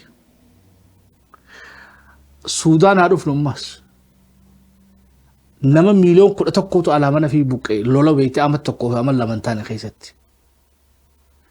So notice waxaa notice beeytee I don't know nama quantify godhuu dhabame malee khasaaraan biyya teenya gubbaa amata 8 kana keessa dhuftees waa Suudaan gadi miti jechuudha. Ammoo for some reason biyya teenya casualty tun invisibly jechuudha. Namni suba baqata numa godaanaasi numa du'aasi ammoo akka kaameraan hedduu irratti ifamtu jechuudha. Suudaan kana galgala gara madabarsan amma nama miiliyoon 10 takka jechuudha. Odoo nama biyya teenya keessaa buqqee kaameraan dhugaa irratti ibsamte I think sila tanaa oluu rakkoon beeytee impaayera Itoophiyaadhaa irra mul'atti. Tanaas warra beeytee garsiisuun barbaannee jira humna addunyaa gurguddoo keessa akkasuma biraa kun. Ammoo gaafiin an qabu warri gurguddaan kuni wallolanis hambaa qabanii Muhammadoo kana faagaa akkamii jechuudha. Amma addunyaan Muhammadoodhaan hogganamuu dandeessi jechuudha. Akka beetee Dubaay fi Suudii kanaan Suudaan akka godhan agarre ammaa beetee Eertiraa fi Itoophiyaa warra gurguddaa kanaatu hin fadhin malee sila akka isaaniitiin lola seenne beekan. Akka isaaniitiin seenne Somaalee wajjis bar sila qaaxa'oo seenne akka Muhammadoon fadhutti jechuudha. Beetee warri bilchaate kun ammoo addaan eegan. Muhammadoodhaan beetee bikka tana adabuus jedhan dhaabuu akkasii midubbiini. Bikka immoo bikka biraatti dhiisanii jechuudha. Bikka akka Yemanii fi bikka akka Suudaan tana waan feetan godhaa jiranii jechuudha. Tiraampiin wannummaan beetee amma Suudaanatti uume keessaa Tiraampiin gaafa miidilistii dhagaye dorgommiinuu ajaa'iba taatee jechuudha. Ni kuma isaaf hin godhin malee wanni isaan hin godhin hin jirtu jechuudha beetii Arabaa. Simannaan qaxargootee fi xayyaara biiliyoona lakkaa'amu I don't know how many billion xayyaara akkasiisan kannitee fi Suudiin investmentiidhaaf ballama ajaa'ibaa seentee fi خدوبا إسا محمدون دبي نماتو جولين إسا نفن بيتي متى كان فش قولني يتشوكي يسيبنا بيتي ترامب يداف خان أدمال إدا بيتي بي إسلاما بي عربا دواتي رفيسا بن خيسا رفيسا اللي بناني في يتشوكي ترامب يداف غا 1.4 تريليوني investmenti أمريكا دا بلا برا فلاتي سيني غرا أمريكا تدي ترامبين غا وان جري خيساو لمان كون قطر soft power use غوتي جري لمان كوني محمدو لمان كون ترامبين حاجة تكو وان نتي unleash قول انفكاتو يتشوكو يخيساو وان اما إسان بيتي يمن قولو جرو قوالا اللي هلو ديوتان يمن كيساتو إفيفو والدو يلقباني يتشوكي duraan proxy da gargaaranii Suudaan keessa argaa jirra duuba gaa Maammadoo lamaanoo gara Itoophiyaa dhufuun isaanii ni mala because they already there do you predict jechuudha amma 2026 kana already international crisis groupin wete conflictilee as deeman keessa Itoo Eritrea maqaa dhahee jira lolli Itoo Eritrea dha akka qorannaa keenyatti waa lola Isaayyaasii fi Abiyyiidhaatii miti jechuudha. Yoo Maammadoon lamaan sponsor godhuu baatan Abiyyiinis waan Eertiratti dhaqee loluun hin qabu jechuudha. Eertirallee waan Abiyyiidhaan loluun qawwees ittiin qabanii beetee galaas ittiin qabanii jechuudha. Wanni itti wal galaafatan ammoo yoo Maammadoon lamaan asiif achitti sponsorii jiraatee lola kanaaf beetee tumsi jiraate jarri waliin bobba'uun isaanii waliin bobba'u. Kanaafuu jarri gurguddaan isaanii hayyee nuu galte booti xiqqaa kana akkam jennaani jechuudha akkamitti irraa fe'inoo. Yaa baay'ee galatoom gaafii kee keessa iyyuu deebiin hin jira almost dhugaa dubbachuudhaafi Maammadoon lamaan akkuma argaa jirtu ka ofiin socho'u miti. Inni jidduu taa'eeti warra keenya kanaa wajjin firooma qaba. Yoo kan Saa'udiin fakkeenyaaf yoo fudhatte akkuma san duratti jette sani almost namayyuu like warri biyya bulchu waan culturally hawaasni isaallee hin barbaanne godhaa jira. Kan ammoo tuyyuu warra keenya kana gammachiisuudhaaf akka ta'e baay'ee ifaadha. Lammaffaa warri keenya kunis isin agartee jiddu galeessa kanatti abbaa humna akka taatan meeshaa baay'ee isin gurgurraa. Waan agartee ittiin nama ofirraa dhoowwan jedhaniitti mallaqa guddaa irraa haratu gaazas as kennaa jedhuuni so interest ofiitiif jecha ajajja warra kana jala deeman warra keenya kanaan alaa miti jechuudha waan emerging power tahanii kophaa isaaniititti addunyaa irratti influensii kophaa fidanii miti warri keenya kun waan hayyame hin godhanii warri keenya waan hin hayyamen usii jennaan hin usuu jechaadha. Inni kunis warruma akkasiiti akkuma beektu warri Arab Emirates biyyattiin akka lammiin biyyaa nama miliyoona tokko biyya nama miliyoona 10 keessa jiraatu miliyoonni 9 namaan baati alaa dhufe jechaadha. So miliyoonni tokko Ameerikaa addunyaa irratti tokkoffaa taate kana wajji wal dorgomuu dhiisi jalaayyuu qofaa hin danda'u beekamaadha. So wanni ta'u waanuma jarri warri keenya kunniin obseef bakka garigaritti akka gartee jara jidduu lamaanitti wal dorgommiin deemu fakkeessanii bakka wanni akka diigamu barbaadan callisanii ilaalaniin because hin barbaadan.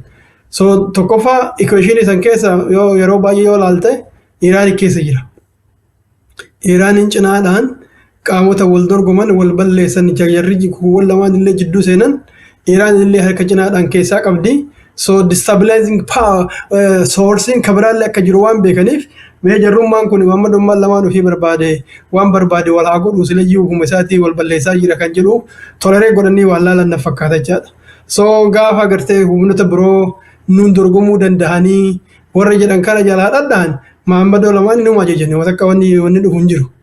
Hin ustamoon ustuu agartee irtaa miti warra biraa waan goone warra biraa waan goone argaa jirtaa miti nuti hariiroo baay'ee si hojii qabna. So duraanuyyuu waan aganaa isin invest goone irraa sankshinii sirra kennaa dinagdeedhaan socho'uu hin dandeettu beenzina kee gurgurachuu hin dandeettu qawwee kennaaf waan sitti gurgurre miraaf ammaan tana mallaqa kafalii. So jedhaniini yeroo gabaabaa keessatti dhaabuu danda'an waan isaan waan warri keenya kun hin barbaanne Maammadoon kophaa isaa of danda'ee itti fufuu hin danda'u. It is impossible. So hanga jarri barbaadan hanga warri keenya kun barbaade garuu yoo isaan gadhiisan bakka baay'ee destabilize gochuu danda'anii godhaa jiran illeedha akkuma tu jette Sudaaniin keessa godhaa jiru. Amma bakka agartee wanna galaana diimaa kana kilabii wayii uummatanii jiranii akka Saawudii fi Masriin fa'aa keessa jirtu.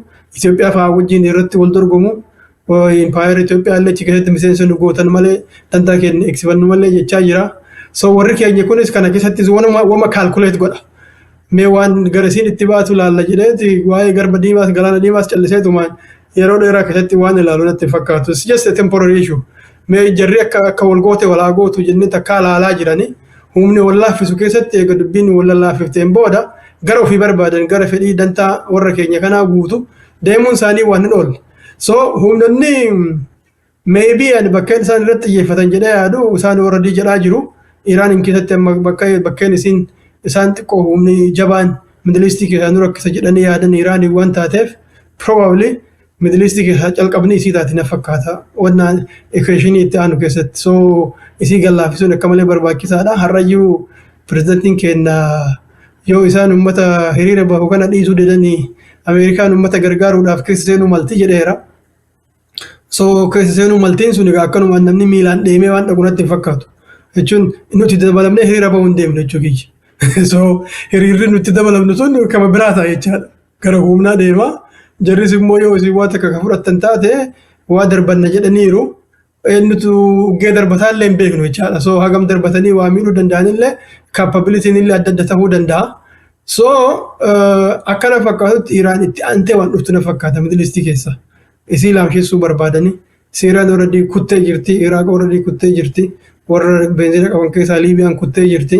So ka xiqqoo nama agartee rakkisaa jiru ka independent ta'ee aga tokko waa godha jedhu kan confrontationii fidu jara kana mootu yoo bakkatti galchan isaan kuuwwan warri Maammadoo lamaani I don't think there will be anything difficult. So rakkoo Iraanii ka agartee Saudii eenyuun Itoophiyaadhaa fi Eertiraa jidduu deemullee equationii san keessallee warri kennallee duubaan jiru kana keessaan harka keessaanii qabu jedhee yaadaan. Isa qofa miti kan amma agartee Israa'elillee dhayitee Somaaliilaand recognize goote kunillee warri kun argeenya kun harka keessaa qabu jedhee yaadaan. Because it's like achitti qopheeffataa jiran humna biroo kan isaan barbaadan jechaadha. Humna biroo kan isaaniif tolu kan fira isaanii tahe naannoo sanitti naannoo galaana diimaa naannoo garba Indiyaa sanitti qopheeffataa waan jiran fakkaata. So warri ganda keenyaa kunneen warra akka Suudaanii fi Itoophiyaa wal duuluu danda'anii garuu deemee ka ajaju warruma keenya guddaa kana jedheetanii yaada. Destabilizationiin waan hafunatti hin fakkaatu yeroodhaaf yoo dhugaa dubbatu naan jette yoo warri keenya kun kana godhuu dandeettu Arab Emiratesillee dhaabuu qabda, Saudiyatillee dhaabuu qabda, Masratillee dhaabuu qabda jedhee ajaja yera kanarraan dhufin akka humni naannoo tokko jiru gadi laafu fadhiin jiraannaani gadi laaffisuudhaaf humnoota naannoo maraa jiru gadi laaffisuudhaaf destabilization yoo jiraate waan itti fedhan na fakkaata. Because you have to create a new world order jedha arraamire. So sun ammoo biyyoota jiran garii isaanii caccabsaa biyyoota biraa immoo garii gara haaraa uumaa iyyuu ta'uu danda'a. Kan jirre iyyuu uumaa jechaadha. Kan duraan hin turuu nama fakkeenyaaf Somaaliilaand recognition kennu jechaani so biyya biraa uumaa jirra jechaadha. Oromoon illee jabaatee ka qabsaa'u taate biyya biraa uumachuu hin dandeenya ta'a jechaadha. Carraa kana keessatti anyway kana itti dhufuu dandeenya. So akkana fakkaatutti haala addunyaa kanaa jijjiiruu barbaadan. This thing cannot continue as it is now. Nuti akka amma jiru kanatti yoo itti fufnu taate waa'ee mirga namoomaa, waa'ee dimokiraasii, waa'ee maalii odeessanoo ta'e this is a very old idea. It's creating our like competitors nutti uumaa jira dorgomtoota warra hinaaffaadhaan agartee nuuf dhaabatu nutti babay'isaa jira malee nuuf bu'aa qabaachaa jiru. Kanaaf karaan kun karaa gowwaati jedhanii waan konkuluud godhan fakkaata. So karaa san deemuurra nuuf maaltu bu'aa qabaa? Ka diigne ka ijaarre ka ijaarru kun immoo akka nuuf bu'aa qabaatutti haaraa ijaarachuu qabna addunyaa tana new global order akka nu ta'utti waan jedhamee deemamaa jiru fakkaata. So warri middle power tamma jetteen kunniin probably Turkiidhaaf yeroo dheeraadhaaf obsutu mala egereedhaaf jechuudha. Because tokkoffaa nee tokko isatti illee miseensa lammaffaas akkuma duratti jettee a little bit orderlyidha. Garuu immoo yoo ilaalte Turkiidhaaf Israa'el illee olafoo waan dhadhaabatan fakkaata. Maaliif tokkoffaa lafarratti saga tokko claiming Turkii kama karaa wannaatiin Greek fa'aa gootu san isallee baay'ee fedhiin qabanii sanillee agartee tenshinii itti jajjabeessaniitumaan waa'een dhimmi Kurdistaan fa'allee jira. Kanaanis achi keessattis xiqqoo instability biroo uumanii baay'ee illee otoo rakkisin garuu harkatti akka isaanii galtutti dhiibbaa garuu danda'an jedhee yaadaan. Warri amma isaan rakkisuu danda'u riili yoo dhugaa dubbannaan jette ammatti kan isaan daddafanii ofirraa gadi dhaamsa barbaadan Iraan probably yoo dippiloomaasiin ta'uu dide deemee silayyuu lamaan kaawwanii wajjin ganaadha. Cold War'n ganaa jalqabuu deema. Hootillee ta'uu danda'a Raashiyaadhaaf Chaayinaa. Itti aanee immoo Saawudii fi Arab Emirates yeroo gabaabatti dhimmi isaanii waan dhumu Tarkiin equationii jabaa hireedhaaf dhuftu jechaadha.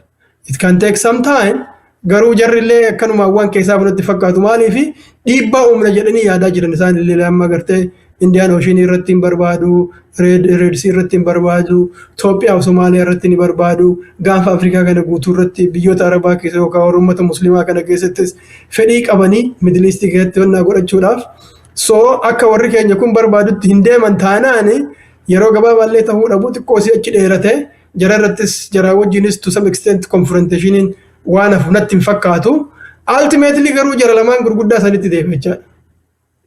Fayyada. Gara xumuraa dhufaa jirra. Jara teenyatti isii deebi'a. Torbaatamoota keessa yeroo beektii Cold War'n hot ta'e san keessatti beektii jaarmoonni Oromoodhaa rakkoon isiidhaa sadarkaa ji'oopolitiksii addunyaa irratti beektii gita sanitti istiraatiijii fi kaayyachuu miti. Ifa sadarkuma beektii biyyoolessaa ka impaayiritti taphataan turre. Wanni isaan filatan maali? Wal ari'achuu filatanii jechuudha.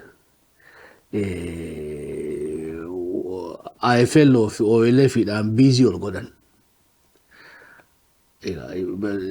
Yeroo beekte silaa akkuma ammaa kanatti addunyaan gaafa isa inumaatu kiliilii kaampii lama qabdi. Yoo tokko si dide tokko si gargaara jechuudha. Amma qabsoo galba geessee lamaa yoo fudhanne ta TPLF fi ta Shaabiyaadhaatis beektee wanni isaan ji'oopolitiksii isaan gargaaree jechuudha. Of adjust godhanii fadhii Arabaatis guutanii even ilaa hamma Chaayinaallee hirmaachisanii jechuudha. Isaayaas Afawarqeedhaa even Chaayinaa dhaqee barateedha. Jarri keenya beektee urjii diimtuu alaabaa keessaanuma qabanii koominizimiin Oromoodhaatis ganda biran kunne jechuudha. Waa Chaayinaa nu geessuu hin dandeenye. Ammoo alaabaa elektiriyaa keessa urjiin diimtuun hin jirtu beekan. But they still they manage warra beektee Chaayinaallee harkifachuu danda'anii. Warri wayyaaneedhaatis akkasumatti addunyaa harkifatan even ollaa keenya harkifatan Suudaanis yoo fudhanne even Somaaliirraa Mallas Zeenaawiidhaa ilaa hanqa 1991 paaspoora Somaaleetiin deemee jechuudha. I think waan takka waan nu jala galte ji'a yaadu keessaa leadershipiin keenya horaayiziniin isaanii amma outlookiin isaanii Khursu bisaa kan akka lafa gallaala na fakkaatu waan ol godhatee bitaa fi mirgalee ilaalu juratti fakkaatu jechuudha. Harkaan akkana qabateetuma asiin eenyu jira asiin eenyu na dhufe jee oduma akkana juuti Cold War'n nu dhume jechuudha. Bara 91 boodaas OPDO mari'achuu fi Khaan ari'achuu fi ajandaan jara keenya Oromoo ari'achuu for some reason. Ammumaa woo fudhanne faannoon homa beektee machooftee jirtu isiin uumma ji'oopolitiksiidhaan beektee hunarraa dishqaadhaan loluu jalqabde jechuudha. Waraana professional leenjifachuu jalqabde. Mee beektee waan hanqina keenyaa baruun nu barbaachisa. I think akkuma amma PP'n godhu kana Adaamaa fidee leenjisa. Gaafgaafis xollaa geessee leenjisa. Warrummaan abaa'oo hoogganuu fi kaafaa fi woboo hoogganu. I don't know ati waliin qabilee injisiin jechuudhaaf illee beektee isaan wajjin waliin siduruu taati. Ammoo don't they need to catch up jechuudha. Reality addunyaadhaa is becoming even more complex. Dur irra wayyaa beekan. Arra Maammad Oonuu fi walaqaa ta'ee jira jechuudha amma. Maammad walamaan waddanii beekan amma kaafaa fi abaa odoo yaamtee Maammad Oo jennaani guyyaa takka beektee dhaaba tokko maqaa isaa yaamuun barbaadu yaamneeti. Aboo interviewin beektee itti aanaa abaluu barbaada naa qopheessin jee itti aanaa eenyu baanta naan jee beekte warabbal kaaba maqaa isaa dhufuu didee fi jechuudha.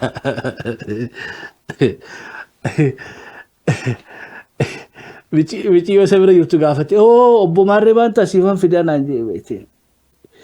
Realitiin jirtu kana jechuudha. Realitiin jarri keenya keessa jiru. Korsuma harka lamaan qabatanii bitaa mirgaa odoo eeganii addunyaan bira kutu jirti. Even abiyyiinu beektee itti taphachaa jira jechuudha. Inni nu suppapaawar irratti ta'eeti itti taphataa jira. Adda fottaquu kaafaa ollee dhageessan arawwana diteeliidhaan keessa seenuun barbaadu gabaabinaan akka jaarmeettis akka sabattis even miidiyaaleen keenyaa waa'ee ji'oopolitiksii kana shaakaluu hin qabnu. Qabsoo teenyallee sadarkaa addunyaa kanatti beektee abaluu maal fadhaa. Arra Somalilaandiin bar wanni itti recognition akka ta'ani. It's not anything else. Waan geopolitics correctly taphataniif. Odoo Maammadoo bira dhaqanii namni isaa recognize godhu hin jiru. Netanyaahuu bira wanni dhaqaniif beektee huutiin asii dararaa jirti namicha muddame harkaniiti hoottuu jaaniin qabu nutiitu haajaa si baasa. Siyaasaan addunyaa give and take dha. Dhiiroo wanni nuti addunyaa kan hin jirre moo. Nutiitu beektee waan addunyaa keessa hin jirre tuis gaafiif dandeesse gabaabinaan hoggansi Oromoodha, jaarmeenii Oromoodha, illiitiin Oromoodha, qeeroo fi qarree fi hawaasni Oromoodhaatu waan beektee ollaan keenya itti jiranii fi Maammadoon itti jiruu fi Turkiin itti jirtuu fi Chaayinaa fi Raashiyaa fi Iraanii fi Iraanuu dhuftee jirti jechuudha. Fagoo bara amma Iraanuuti Iraan ji'oogiraafikii ilaaluu jira malee already fatafatu jirti gaafa Afrikaa keessa dhuftee jechuudha. So dantaa teenya advance godhuudhaaf nutoo yoom dhiiroo ji'oopolitiksiin qaama qabsoo keenyaa ta'uu danda'a. Baay'ee ulfaataadha illee dhugaa dubbachuudhaaf deebisuudhaaf. Yoo dhugaa dubbanne Oromoos gaafa amma globalization jedhan sanuu you were already globalized. Nu. Maaliif baqataan keenya kun akka addunyaa kanarra akka Oromoo guutan jiru. Lammaffaa immoo empire Itoophiyaa gaafa ijaaramtu nurratti ijaaramte through the global world power. So achirraa iyyuu calqabee hanga dhiibbaan addunyaa global politiksiin nurratti dhiibbaa qabu hubachuun nurra ture jedhee yaadaan dhugaa dubbachuudhaaf. Jaarraa tokkoof walakkaa sanirraa calqabee achi dura iyyuu hin hubatin. Garuu immoo akkaataa nuti itti deemnu yoo ka agartu taate waan akkasii san godhuudhaaf in the first place you have to be confident on your own people. Hanqinni nuti Oromoo keessatti ofirraa argu ofirratti nurratti argu maal si fakkaate? Self determination jenna malee. Self determination inni jedhu kun otoo jabaan ta'in murteeffachuu akka hin dandeenye ifatti waan nu galee natti fakkaatu. To determine the self jechaan be'ana jechaadha. So kana ammoo uummatni kee jabaatu malee murteessuu akka hin dandeenye qajeelatti waan nu galee natti fakkaatu. So paaworii biraatii wajjin hariiroon ati uumattu selfii kanaa wajjin walidhama. Yoo ati jabaa taate warri biroo namni kun maal naa godhuu danda'a maal irraa argachuu danda'a siin jedheet si dubbisa waan ati barbaaddu sitti mattee waa argatta. Kan Oromoo selfiin kun akka inni like selfiin ana ka jedhu kana jabeessuu irratti hanqina guddaa qabna. Confidentially nuti kana ta'uu qabnaa jennee murannee gama tokkotti qajeelatti yaa'uu dhabuutu shaabiyaan akka numa maddii teettee milkooftu godhe. The same ideology, the same political the era, global era. Sigale ideology communism iduma.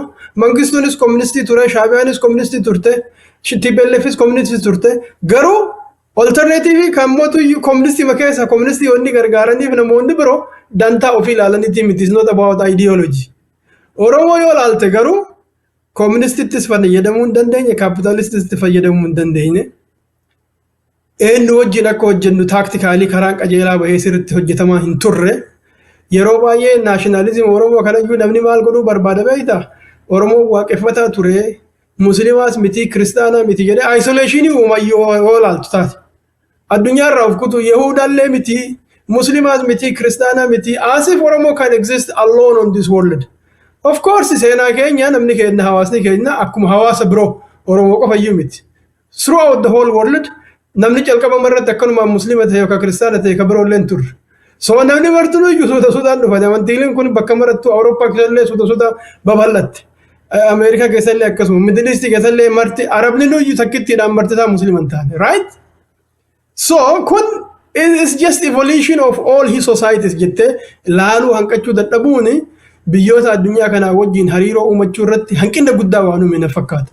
So qajeelatti bal'isanii laaluu dhabu. Warra Eertiraa amma duras fakkeenya kaasee turan irra deddeebi'e. Warra Eertiraa hogganoonni isaanii guutuun gubbaa haga dakaatitti olaalte harki caalaan isaanii namoota kiristaanaatti kan fuuldura jiran especially. Garuu biyyoota Arabaatii wajjin walii tumsu wanna ittiin goone danqaa ittiin taane.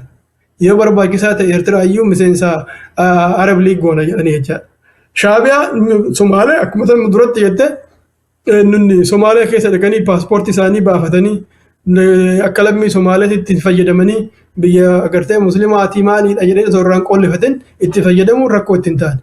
Oromoo keessa yoo dhuftu garuu biyyoota isaan itti fayyadamu kanatti fayyadamuu hanqachuu keenyatu jenereeshinii tokkicha kan iskuula tokko keessatti wajji barate kan yeroo tokkotti wajji barate kan yeroo tokkotti istuudantii yuunanii keessatti dorgomaa turetu kenna garuu addunyaadhaa wajjin gaafa waliin dhufu konfiizinii keessa ture jechaadha.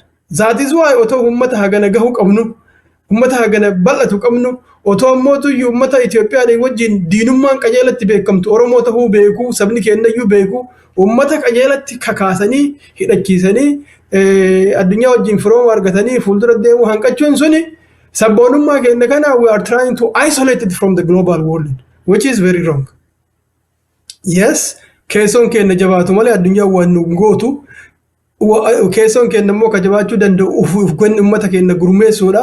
Uummata kenna gurmeessuuf ammootu iyyuu sodaa hin jiraa miti waan hin jirre saba identity Oromoo keessa jiru kana keessatti namoonni sodaa keessaa yoo bahan malee ta'uu hin danda'u jechaadha. We need to be free, really free. So, amma yoo ilaalte Oromoon Muslimatti illee firoomuu ni sodaatti, Kiristaana illee firoomuu ni sodaatti. Maaliif yoo jarri nuti Muslimatti firoomnes Araba beenzina Arabaatti irraa kennameef jedhanii Itoophiyaan akkasiin nutti olte ni sodaatan. Yoo nuti warra Faranjiitti hin firoomne jennes yookaan warra Kiristaana hin firoomne jennes warra Pheenxeetu kun akkanatti agartee Faranjii jalatti galeetiin Itoophiyaa diiguuf jedhanii ololan jedhanii sodaatan.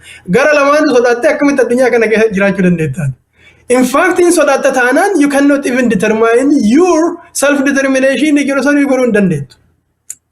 See, bakkeen hanqinni guddaan jiru maa'inni our leaders have not really determined the self-determination. Mataa ofiitiif akka nama tokkootitti. Yaadatta ta'e yeroo tokko leencoo baatiidhaan miidiyaa irratti gaafatamee otoo carraan argamee Abdul Jalil Abdallaatu gaafate reediyoo naannoo Minnesota kanatti.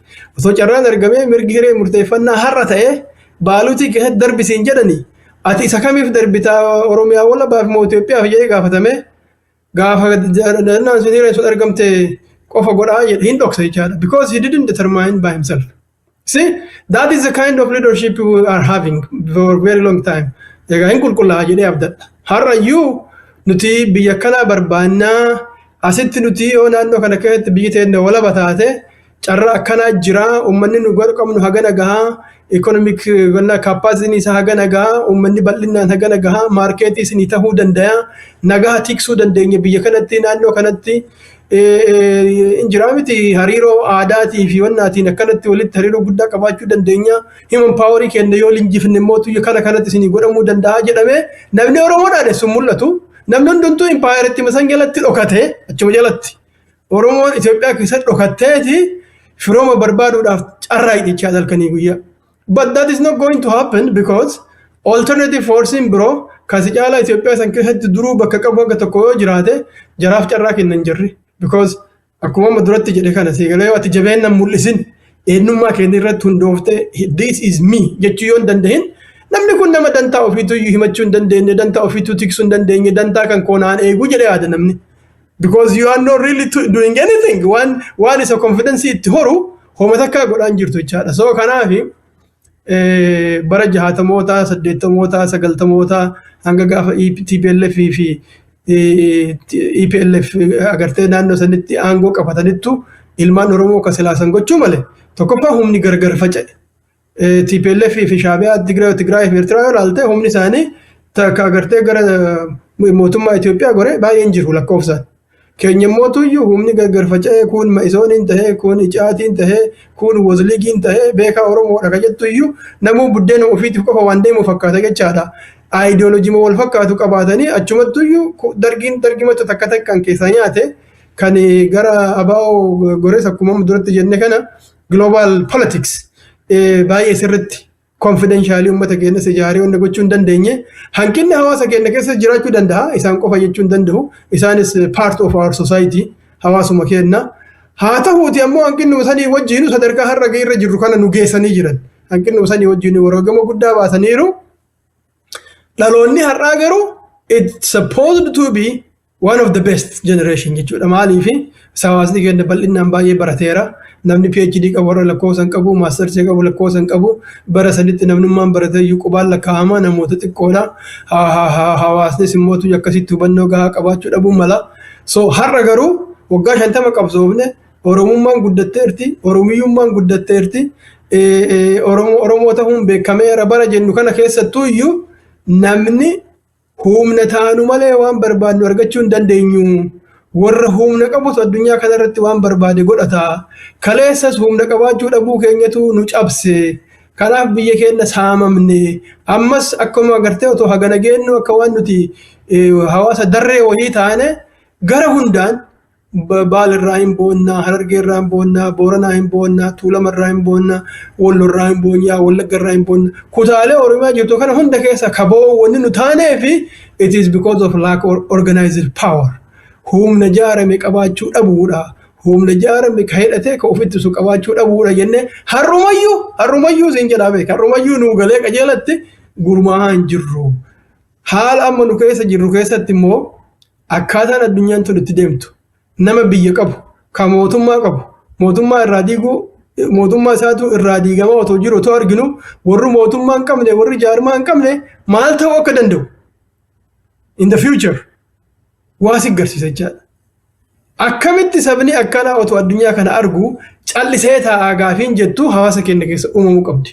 We will not have any future yoo akka amma jirru kanatti itti fufnu tahe warri addunyaa kana irratti humna qabu waa humnuma biraa akka isaanii tolutti qawwee hidhanii dhukkee sirraa kaasanii ati yeroo maraa warra zabanyaa isaanii taatu yookaan warra buqqa'u biyyaan baadhayitu biyyaan baatitti illee faayidaan godhattu biyya keetitti faayidaan godhattu ummata facaa ummata badu taata jechaadha ummata badu jechaan maa inni baduun baay'ee laafaadha beek finfinnee keessa 100% turreemi jirra ammarra 100% jirra bannee jirra wallo keessa 100% numa turreemi har'a 100% dha nuti ka jiru afaan oromootu hin beeka aadaa ofii hin beeka seenaa ofii qajeelatti hin beeka so it is easy baduun isuma kana expand goota jechaadha kama finfinnee bade kanatu kun amma naannoo tuulamaatitti dhagaa jirta dirree xayyaaraa oomna jedhanii oromiyaa addaan ciranii bakka lamatti adda baasuudhaaf godhamaa jira okay uummanni amma achii buqqa'u kun boru ganaman bada bakka inni ga'een beektu baduun akkanuma jechaadha so biyya kana biyya amma nu guddaa keessa jirru kana namatti ture dur warri biyyaa jechaadha hin banne hin bada so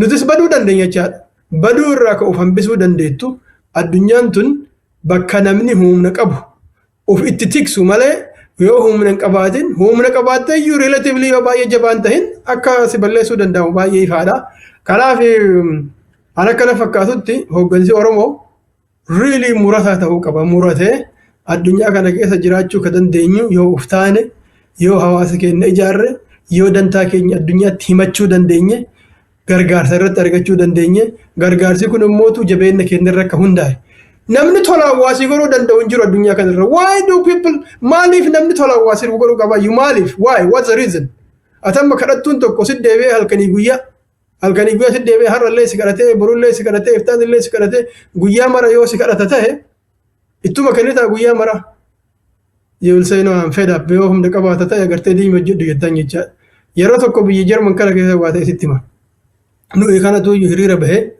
hiriira baanee agartee irra deddeebinee hiriira baanee yeroo bara wayyaaneeti so namni keenya bakka hiriiraa dhaqeetiniin in sirba hiriirri silaati bakka sloogaanii dhaadannootti dhaggeessitee spiichii gootee waan akkasiin gootu in sirba namni faranjichi tokko gadi baheeti nu laalee maal godhaa jirtanii jennaan hiriira dhufnee jedhame jennaani gaafa sirba kana geeffattan deebi'aa koottaadha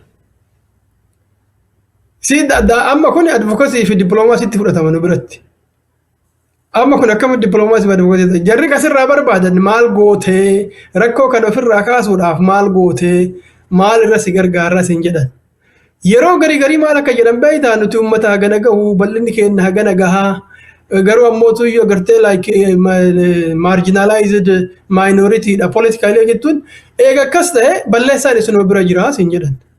Being majority, if you cannot defend yourself, have you ever asked yourself why is this happening to you?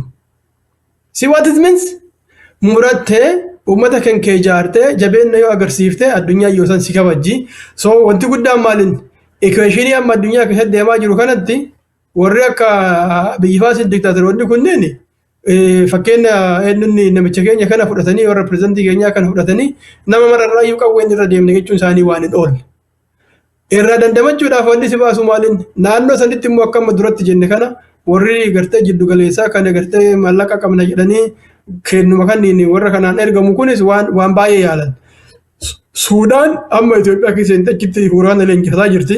Wal dorgommii Saudiidhaa fi Saudi Arabiyaa jidduu jiru ka Eertiraa fi Itoophiyaa jidduu waan akkanaa kanaan lolli achi calqamuu danda'a. Even Suudaanimaa fi Itoophiyaa jidduutti sababa saniin. Masriin intarastii guddaa keessaa qabdi. Somaaleen intarastii guddaa keessaa qabdi. Warri Somaalilaandiidhaaf dheengadda recognitionii kennan intarastii guddaa keessaa qaba. Even lola keessatti directly involved hin ta'in malee eenyuun Keeniyaadhaa fi Ugaandaa warri naannoo san jiran naannoo sanitti jeequmsi biroo dhufee wanna configuration akka isaanii tolutti jijjiiramni dhufa taanaan they will have interest in all of these things. So kana keessatti nuni rooliin keenya maalii jedhee Oromoon yaaduu qaba jechaadha. Yaadee waan isaaf tolu hojjechuu danda'uu qaba. Waan isaaf tolu hojjechuuf garuu we have to have confidence on ourselves, on our people. Sabni Oromoo dandeettii kana ni qaba. Saba kana yoo gurmeessine yoo jaarre wanti inni godhachuu hin dandeenye hin jiru. Akkuma wayita fiigichaa immoo akkuma wayita ispoortii immoo akkuma wayita muuziqaa immoo akkuma wayita lolaa nama biraatiif lola nama biraa keessatti hirmaatee moo'uu ka ofiitiin illee moo'uu danda'a jennee yaada yoo sabni keenya kun gurmaa'ee yoo san qofa nutiin kun addunyaa keenya keessatti jireenyi isaa to some extent innuu relatiiviidha addunyaa akkana gaggabaa kana keessa jechuu kiyya isa san keessattuu sarvaayiv gochuu ka dandeenyu yoo akkasi jabaanne so ultimately maal godhuu qabna. This year 2026, it will be a year of test. Addunyaadhaafuu nu qofa miti. Bakka addunyaa waa baay'ee itti yaaltu waa baay'ee arguu deemna. Nuuf ammootu iyyuu bara itti ijaaramnu ta'uu qaba jechaadha. Bara qalbii godhannee addunyaa dorgommiin akkana keessatti hammaate kana keessatti akkamitti jiraachuu dandeenya. Waggaa 50 booda akkam jiru kanatti itti fufne hin jiraannaayi. Waggaa 100 booda sabni kun ni jiraataayi. Naannoon inni irra jiraatu kun lafti kun kam isaa ta'a moo ka abbaa biraa ta'a. Warri gubbaarraa nutti qophaa'aa jiru. Kan wal dorgommii kana keessatti hirmaataa jiru addunyaadhaan wajjin hariiroo warra qabu jira warra akka Eertiraa hariiroo qaban. Jarri meeshaa bitachuu danda'an nama biraa daangaa ofiitiin galchuu danda'an Oromoon hariiroo akkasiin qabdu akkamitti uumannaa akkamitti jabaannaa influensiin keenya akkamitti sagalee dhageettii argata jedhanii achirratti xiyyeeffatanii hojjechuun daangaa malee barbaachisaa na fakkaata. So we don't need to waste our time. Yeroo keenya gubu jechaan uf balleessuuf akka nuti bannuuf qopheessuudha. Kanaaf sabni keenya kuni wanti xiqqoo naannoo isaa qofa dhalatu. Harargee keessatti yoo Somaaleen nutumte harargeen qofti kophaa iyyuu yoo naannoo Walloo keessatti Amaariin nutume Walloo qofa kophaa iyyuu Wallagga kophaa iyyuu Tuulamni kophaa iyyuu Baalee Arsiin kophaa iyyuu Booranni kophaa iyyuu otoo hin ta'in all of us are one. Sabni kun saba tokko biyyi tun biyya takka nuti hireen keenya takkitti nuti saba tokkicha hiree tokko qabna hiree tokko tan ammootu iyyuu tikfachuudhaaf tokko taanee qabsaa'uun nurra jira. It is becoming a question of survival. Baduuf baduu dhabuu irra bakka sadarkaan nu jirru waan ta'eef akka hin banne namuu kophaa deemee wacuu otoo hin tahin akkanumaan. Maaliif ebaluu nuun birbanne walii jechuu tan ta'in martuu walii birmatee harka wal qabatee ka'uun baay'ee daangaa malee barbaachisaadha. So this year barri 2026 kun mallattoolee gurguddaa argaa jirra waan ta'eef addunyaa irratti waan deemuuf deemu. Kanarraa yeroo dhiyoo keessatti jijjiirama addunyaa dhufu kana keessa dandamachuu danda'uudhaaf Oromoon harka wal qabachuu qaba jechuu barbaada. Dubbiin guddoon we can see from the global politics regionally waan ta'uu deemullee argaarra. Warri kunniin martinuu harkatti naqata. Somaalilaandiin biyya taati biyyi taatu sunillee hariiroo biraa uumatti. Tuunis ni jirti. Isiinuu immoo hammaan hafte sunuu lamaa sadiitti ganaa caccahuu dandeetti. There is no any security whether it remains the same. Itoophiyaan illee ammootu akkanatti turuu hin dandeettu. Warri qabsaa'uu qabu tokko guddaan immoo akka Itoophiyaan akkatti hin turre iyyuu nuyi. Because interest keenya naannoo sanitti tikfachuudhaaf uftaanee jiraachuun nurra jira. Yookaan nu balleessuu deemaa jiran. Gosti tuulamaa akka amma kun buqqa'uuf deemte jedhan kun maqaa wannaatiin maqaa dirree xayyaaraatiin definitely waggaa 3-4 booda ummanni sun eessa akka dhaqe guman qabu yaadadhu bara wayyaaneedha miliyoona 2 ka ta'utu almost ummanni keenya argee irraa buqqe mana ijaarraaf jedhanii mallaqa ummata keenya irraa guuranii har'a bakka isaan jiran hin beeku where are those 2 millions what are they waggaa 7 kana keessatti probably naannuma baay'inni wallagga keessa about 1 million 700-800 between 700 and up to 1 million buqqa'eera eessa jira har'a ummanni kun where are they eessa akka jiran hin beeknu naannoo Axaayee naannoo Dharraa keessa ummanni keenya kumuru buqqa'eera eessa jira har'a hin beeku naan lafa mootuyyuu irraa namarraa fudhatanii Boorana keessatti namni harka qabatee alaabaa irra dhaabate Kabaala irra alaabaa dhaabate maaltu ta'a waggaa 5 keessatti waggaa 10 keessatti all of this kun nuti depopulate taana diradawaan magaalateen jiranii nurra falmaa jiranii laan bakkummaan nurratti falmaa jirren jiru jechaadha kuni martunuu iyyuu it is ethnic cleansing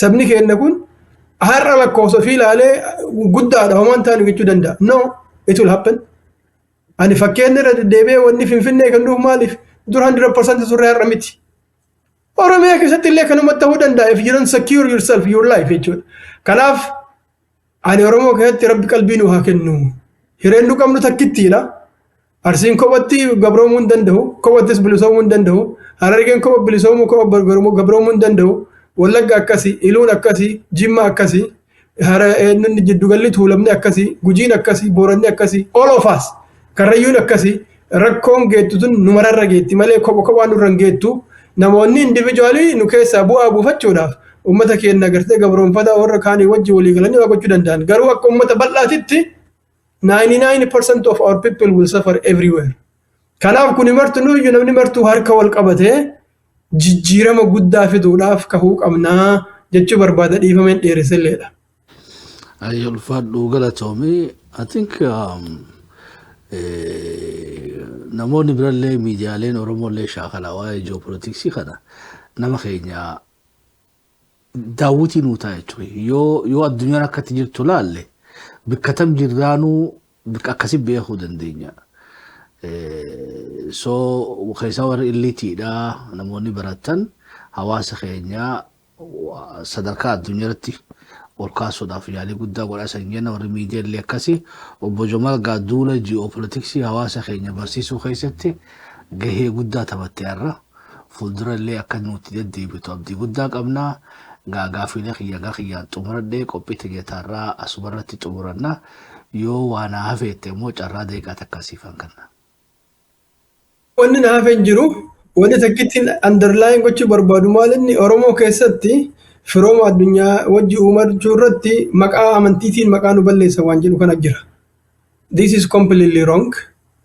Biyyi teenya sun taanuma keessa jiru kuni biyyoota musliima wajjin political relationship qabdi foreign policy da sitirra hundoofte ka kristaana wajjin relationship qabdi yahuda wajjin relationship qabdi amantiin isaan hordofan garuu irra caalaan kristaana ta'uu danda'a so it is the same for all of us jechaadha nuti akka namaatitti yaadu yoo ka dandeenyu taate amantiin nu qabnu tokkichi nuyi addunyaa wajjin wal hidhamuun hin dhoowwu kan Ameerikaan dhoowwin ka Saudi Arabiyaan dhoowwin ka Turkiin dhoowwin kan warra Awurooppaan dhoowwin Oromoo qofaaf unique wanti ta'e waan hin jirreef addunyaa kana hundaa wajjin waan humna keenyatti irratti irkatee confidentially addunyaa wajjin hariiroo uumachuu irratti xiyyeeffachuun akka malee barbaachisaadha. Keessa keenyatti immoo keessa Oromootitti uummata already muslima ta'e uummata already kiristaana ta'e humnaan jijjiirree waaqeffataa goonaa sabboonummaa Oromoo jechaan waaqeffataatti deebi'uudha jedhee namni yaadu gowwaadha na fakkaata dhugaa dubbachuudhaaf. Dhugaadha seenaa keenya waaqeffatummaan waaqeffataan haa jiraatu mirga qabaachuu qaba. Akkuma muslima akkuma kiristaana akkuma yahudaa ibn namni amanuu yoo barbaade yoo dhiisayyuu rabbiif isa wal gaafata wanni inni san irratti isa gaafannu hin jiru waan ta'eef lammiin Oromiyaa wal qixa tahee jiraachuu akka danda'u nama maraafuu mirgisaa kabajamee otoo amantiidhaan waliin sodaatin waliin sodaachisin addunyaallee amantiin irratti hundoofne otoo sodaatin otoo sodaachisin saba biraallee nama biraallee otoo sodaachisin really dantaa kennaaf wanni deemaa jiru beekan malaal Somalilaandiidhaa fi Israa'eel sila akka amantiitti yoo ilaalte uumaa walitti fidin jiru. Wanni isaan walitti fide maaliin dantaa jireenya isaaniiti jechaadha. So kanaaf sabni keenya akkana qaroomuu qaba. We can work with any entity, with any person as long as our right is respected. Mutual respect jedhan kan jechaadha. Yoo mirgi keenyas ka isaan namicha nutti dhufuus walii kabajaan jiraate nama barbaade wajjinuu dantaa keenya guuttachuuf hojjechuu dandeenya. Kanarratti xiyyeeffachuun akka malee barbaachisaadha. Haala addunyaa har'a keessa jirtutti ammoo waa'ee mirga namoomaa dubbachuu baattee namni si dhaga'uu danda'u hin jiru. Waa'ee dimokiraasii dubbachuu namni si dhaga'uu deemu hin jiru. Because that machine is not working jedhanii hojjetaa jiran. So kanaaf maal ta'uu qabda? Ati dantaa kan kee guuttachuudhaaf jabaachuu qabda jechaadha. Dimokiraasii jettee iyyaa yoo baate dimokiraasiin kanuma Ameerikaan godhaa jirtu kanaami. That is what it is. Kanuma Raashiyaan godhaa jirtu kanaami. Maal godhaa jiran? Homa takka Israa'el maal godhaa jirti? Eenyu si dhagaa? So kanaafuu iyyuu gowwoomsuun hafee gara hiriira gurguddaa baanee addunyaan nu dhageettii nu barmatti kan jedhu sunis hagasuma raamituuf gowwoomsuudha. To determine our fate, self-determination depends on our power. Humna keenya irra hundaa. Yoo humna hin qabaatin homa takka wanni gootu hin jiru waan ta'eef irra deebi'ee ammallee addunyaa wajjinis hariiroo uumannu kana akka addunyaan jirtutti humna keenya jabeeffannee humna keenyatu addunyaa nuun firoomsaa amanuu qabna jechaadha. Yoo san qofa milkoofnaa fayyaa ta'e ulfaadhuun dheeressee ammas dhiifama. Ayyee ulfaadhu galatoomii. I think waldeya beetee odaana beedhaa xalayaan keessan nu ga'e ulfaadhaa galatoomaa dhaamsi keessan nu ga'e. Ammoo kaampeenii kana launch godhuudhaaf beetee abbaadha feeti wanni hundinuu. Eega gaa kabajaan nu barreessitan miidiyaa shabbarra kabajaadhaan nu dhuftanii isan beetee ulfina san isanii kan nu barbaannedha. Ulfina beetee kaampeenuma kanaa'u abbaa taatanii launch akka gootan barbaanna. Then we rally behind you. Akka organizationatti eega nu gaafattan we are happy. Dhibbaraa dhibbatti gabaasuudhaaf already obbo Jamaalillee tuttuqanii jiranii sodaa qabna. Wanni beetee akkamitti gaa airportiin ijaaramu kuni is it really airport? Gaafiin duraatu kanaadha. Biyya beetee sadarkaa Itoophiyaatti jirtu kana airportiin booleedhaa ka'arraa yoga dhugatti scientifically ilaalamee Itoophiyaa Airlines irra xayyaara beetee 220 qabatee nama miliyoon 100 airportii hagas ta'u ijaarachuu fadhaanis loojii kanatti hin fakkaatu jechuudha. Because waan beetee airportii akkasii akka Detroit akka JFKdha akka addunyaa gurguddaa wanni ijaartuu fi takka inflaayitii keetii hedduu takka atuu fi kaampaanii beetee global ta'ee addunyaa irratti jabaadhaa qabda. Xayyaaraa 220 booleenuu nu guddatee na fakkaata jechuudha. Nama keessa akka gaarii nu seenee dubbatu feenaadha. Tuntana lafti isaan qabachuu deeman amma haga tokko kana ibsanitti almost beetee waan Finfinnee geessuutu namni irraa buqqa'uu deema. Wanni Finfinnee geessu jidduu tanaa baanaan Oromiyaan duraanuu gubbaanis jalaanis bikka hudhaa bishooftu jennuun tuni bikka very strategic jechuudha. Maqaa airportiidhaan beetee Gazaa fi West Baakii senaariyoo san nutti fiduu danda'an. West Oromiyaa fi East Oromiyaa. Airportii dura dhaabbataa hin jiru. Amma gaa diiteeliidhaan ta duraa loojikni airportiin kun itti barbaachifamallee egzaaman godhee tested ta'ee ummanni itti mari'atamee environmentiin odoo affecting ta'in hawaasni keenya odoo affecting ta'in yoo barbaachisellee akka Oromoof biyyattii fayyadutti illee odoo nama keenya hin buqqifne odoo beetee hawaasa keenya hin miine environmentii keenya hin miine airportiin ijaaramuu ni danda'a. Kana murteessuu danda'u gaa eenyu oggaa jenne abbaa qayeessaniiti. Misoomni indigenous achi gubbaa jiru yoo hin fadhu jedhu dirquu dandeessu beekani kan force. Konsentii isaatiif hayyama isaatiin projektiin sadarkaa kanaa Afrikaan raawwu guddaadha. Maybe one of the major addunyaa irrattuu airportii gurguddaa akkanaa ijaaruudhaaf uummanni tuulamaadhaa abbaan qayeessanii maal ja'aa beekuu feena jechuudha. Otoo nutis utaallee akka shabboo miidiyaatti Jamaalillee akka Jamaalitti hin dubbanne meegaa obboleen keenyaa warra beetee waldee odaana beedhaatiin koottaa riisarchii waan kana irratti qophaa'ellee waraqaa nu ergitanii jira.